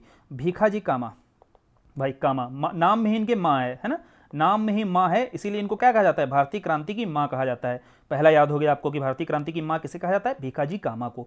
अब माँ से याद करना है तो भाई माँ जो है जब गार्ड की तरह, गार्ड समझते हो आप, जो सुरक्षा करता है ना लगातार सारी अब गार्ड का काम क्या होता है, सुरक्षा करना। अब माँ ही जब आपकी गार्ड की तरह काम करती है ना, तभी आप क्या करते हो, तभी आप मनी कमा पाओगे। मनी से आपने कनेक्ट किया किसको, जर्मनी को, और गार्ड का आपने कनेक्ट किया स्टटगार्ड से, माँ को आपने भीखाजी कामा से कनेक्ट किया। देखो तीनों याद हो गए, माँ से ही आपको कनेक्ट कर लेना है, माँ से ही आपको पता चल जाएगा कि भारतीय क्रांति की माँ भी नहीं कहा जाता था, और माँ ही जब गार्ड की तरह स्टटगार्ड हो गया यहाँ से, कि जर्मनी में ही आपका स्थान है स्टटगार्ड, वहीं पर क्या है आपका भीखाजी कामा के द्वारा राष्ट्रीय ध्वज फहराया जाता है। और तभी आप मनी से है कहां पर, जर्मनी। सारा देश भी याद हो गया, जगह भी याद हो गई, कौन व्यक्ति थे, व्यक्ति भी याद हो गई हैं वो, है ना, महिला जो थी, और इन्हें बोला क्या जाता था भारतीय क्रांति की मां, यह भी याद हो गया। चलो इससे ज्यादा क्या याद, इतना ही याद कर लो बहुत है। अमेरिका से देखो क्या प्रश्न बनता है, अमेरिका का देखो जब आप मैप देखोगे तो वहां पर आपको पता है कि पश्चिमी क्षेत्र जो है अमेरिका का, वहां पर ही आपका एक स्थान है जिसको बोलते हैं सैन फ्रांसिस्को, और सैन फ्रांसिस्को में ही आपका अमेरिका में वहां पर गदर पार्टी सक्रिय थी। तो वो गदर पार्टी से क्वेश्चन जानते क्या बनाए गए आपके, गदर पार्टी के इसमें संस्थापक सदस्य पूछ दिए गए कि निम्नलिखित में से कौन गदर पार्टी से संबंधित नहीं है। तो वहां दो देखो नाम दे दिए जाते हैं, सोहन सिंह भाखना दे दिया जाएगा, लाला हरदयाल दे दिया जाएगा, या हो सकता है पूछ ले कौन संबंधित है, वहां इन दो में से कोई एक नाम दे दिया जाएगा। तो आपको तो दोनों याद रखना है भाई। और दूसरा जो प्रश्न बनता है, इसी गदर पार्टी के द्वारा एक मैगजीन निकाली जाती है, गदर पत्रिका जो निकाली जाती है, उसकी भाषा को लेकर के, इसकी भाषा कौन कौन थी, किस भाषा में प्रकाशित होती थी, या तो 3 भाषाएं थी, उर्दू, गुजराती, पंजाबी। देखो भाई कैसे याद करना है इसको, याद करने का भी देखो मजेदार निमोनिक्स बताया जाता है। क्या गदर की बात आई, अब गदर की बात आती है तो किसने गदर 2 नहीं देखी है, या गदर मूवी तो हर किसी ने देखी ना सन्नी पाजी की। तो सन्नी पाजी की जब गदर मूवी हर किसी ने देखी है तो गदर में क्या होता है, पाकिस्तानी क्या करते हैं, भौंकना शुरू करते हैं, है ना। पाकिस्तानी जब भौंकना शुरू करेंगे तो सन्नी पाजी को क्या आ जाएगी, दया आ जाएगी, है ना, थोड़े दयालु हो जाएंगे। अब जब सन्नी पाजी के आगे पाकिस्तानी भौंकेंगे, भौंकना शुरू करेंगे तो थोड़ा सा दयालु हो जाएंगे। अब दयालु होंगे तो दयाल से आपका हो गया लाला हरदयाल, भौंकना से हो गया सोहन सिंह भाकना, जिनके द्वारा गदर पार्टी की स्थापना की जाती है। दोनों देखो सदस्य आपके याद हो गए। और अब समझना यहाँ पर किस भाषा में, देखो गदर पत्रिका की अगर मैगजीन की भाषा समझनी है ना, तो एक बात बताइए, गदर मूवी से ही आपको कनेक्ट हो जाएगा। गदर मूवी में सनी पाजी कहाँ गए थे? पाकिस्तान। वहाँ पर कौन सी भाषा बोली जाती है? उर्दू। तो पहले नंबर पर आपकी हो गई भाषा कौन सी? उर्दू। फिर गदर में सनी पाजी पगड़ी बांधे रहते हैं कि नहीं, तो कौन सी भाषा बोलेंगे? पंजाबी, है ना। तो दूसरे नंबर पे आपकी हो गई पंजाबी। और गा से गदर आपका, गा से गुजराती भाषा, है ना। तीसरी भाषा आपको याद कर लेनी है, कौन सी थी? गुजराती भाषा में भी आती थी। लेकिन उर्दू और पंजाबी ये तो याद ही हो गया, क्योंकि अगर आप अब आएगा मैगजीन्स, गदर मैगजीन्स, है ना, गदर मैगजीन जो है आपकी किस भाषा में, तो आपको तुरंत गदर मूवी याद आ जाएगा। तो पंजाबी में आपके देखिए सन्नी पाजी याद आ जाएंगे, गए कहाँ थे? पाकिस्तान, उर्दू भाषा याद आ जाएगी। और गुजराती आपको याद कर लेना है, गदर का गा से, गा को कनेक्ट किया था हमने, गुजराती आ जाएगा। अब तीनों भाषाएं याद, उसके सदस्य याद। अब बताओ, अब आपको गदर पार्टी से कोई क्वेश्चन आएगा? नहीं, गलत होगा आपका। अफगानिस्तान से देखो क्या आता है। अफगानिस्तान में एक बात बताइए, वहां पर जो अस्थायी सरकार बनाई गई थी, पूछा जाता है किसके द्वारा? तो महेंद्र प्रताप के द्वारा। एक और बता दे रहा हूं, यहां पर प्रधानमंत्री जो बने थे वह इनके बरकतुल्ला थे, है ना। नहीं पूछा जाता है, कभी कभी पूछ भी दिया जाता है कि इस समय प्रधानमंत्री कौन थे इसके अंतरिम सरकार के, तो जो प्रधानमंत्री बनाए गए थे वो बरकतुल्ला थे। और जो राजा थे आपके वो कौन थे? महेंद्र प्रताप से। देखो भाई याद कैसे रखना है, अफगानिस्तान में किसको कबूल? अफगानिस्तान में एक हिंदू को, महेंद्र प्रताप क्या है? हिंदू हैं। तो अफगानिस्तान में ही आपको याद रखना है किसी हिंदू को क्या किया जा सकता है? कबूल किया जा सकता है। तो काबुल में ही एक अंतरिम सरकार की या अस्थायी सरकार की स्थापना किसके द्वारा की जाती है? राजा महेंद्र प्रताप के द्वारा, है ना। अब आप देख रहे हो काबुल में भी एक हिंदू के द्वारा। हिंदू कौन है? वह महेंद्र प्रताप है। चलो ये हो गया याद। अब देखो षड्यंत्र केस, पीछे बताया था आपको कि षड्यंत्र केस और उनके व्यक्ति को देकर के आगे प्रश्न बनाए जाते हैं। अलीपुर षड्यंत्र केस, अब खाली मैं षड्यंत्र केस बताऊंगा, पीछे आपको याद दिला दूंगा कैसे आपको समझाया था।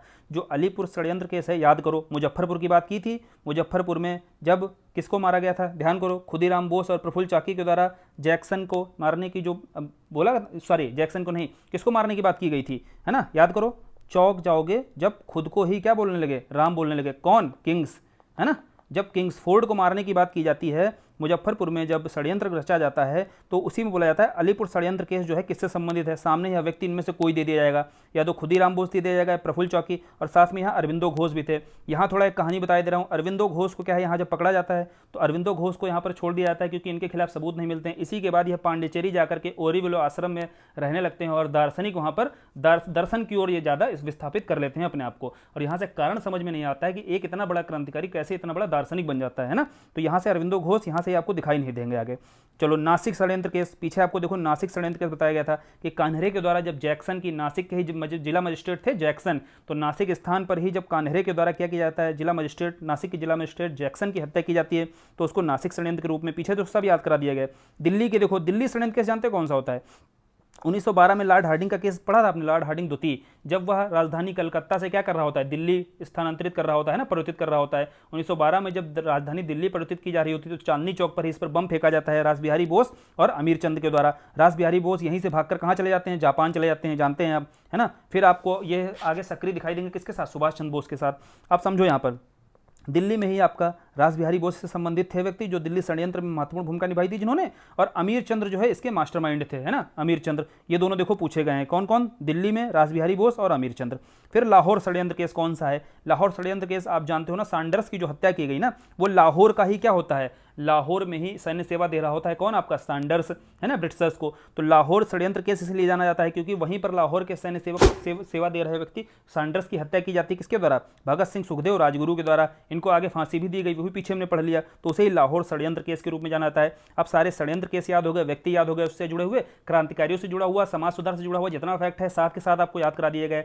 अगर आपको मजा आ रहा है वीडियो में तो यार टेलीग्राम चैनल पे आपको पीडीएफ इसकी मिल जाएगी। साथ साथ इस वीडियो को लाइक कर दिया करो, है ना, और चैनल अगर आप नए हो आज इसको सब्सक्राइब कर लेना, और अपने दोस्तों को भी शेयर करो ना, ताकि ये मजेदार तरीके उन्हें भी पता चले यार कैसे आप हंसी हंसी में सारे फैक्ट्स याद कर सकते हो। चलिए आज के लिए धन्यवाद। आगे देखिए आपके साथ जो आधुनिक भारत के और जो 2-3 वीडियोस अभी और आएंगे जो इंपॉर्टेंट, फिर आपका कंप्लीट करा दिया जाएगा, इतिहास कंप्लीट हो जाएगा, और इतिहास से जुड़े हुए जितने भी पीवाईक्यूज हैं और उनसे संबंधित जितने प्रश्न आपके एग्जाम में बनाए जा सकते हैं सारे कवर करा दिए गए हैं। चलिए बढ़िया से पढ़ते रहिए मजे से। आज के लिए धन्यवाद।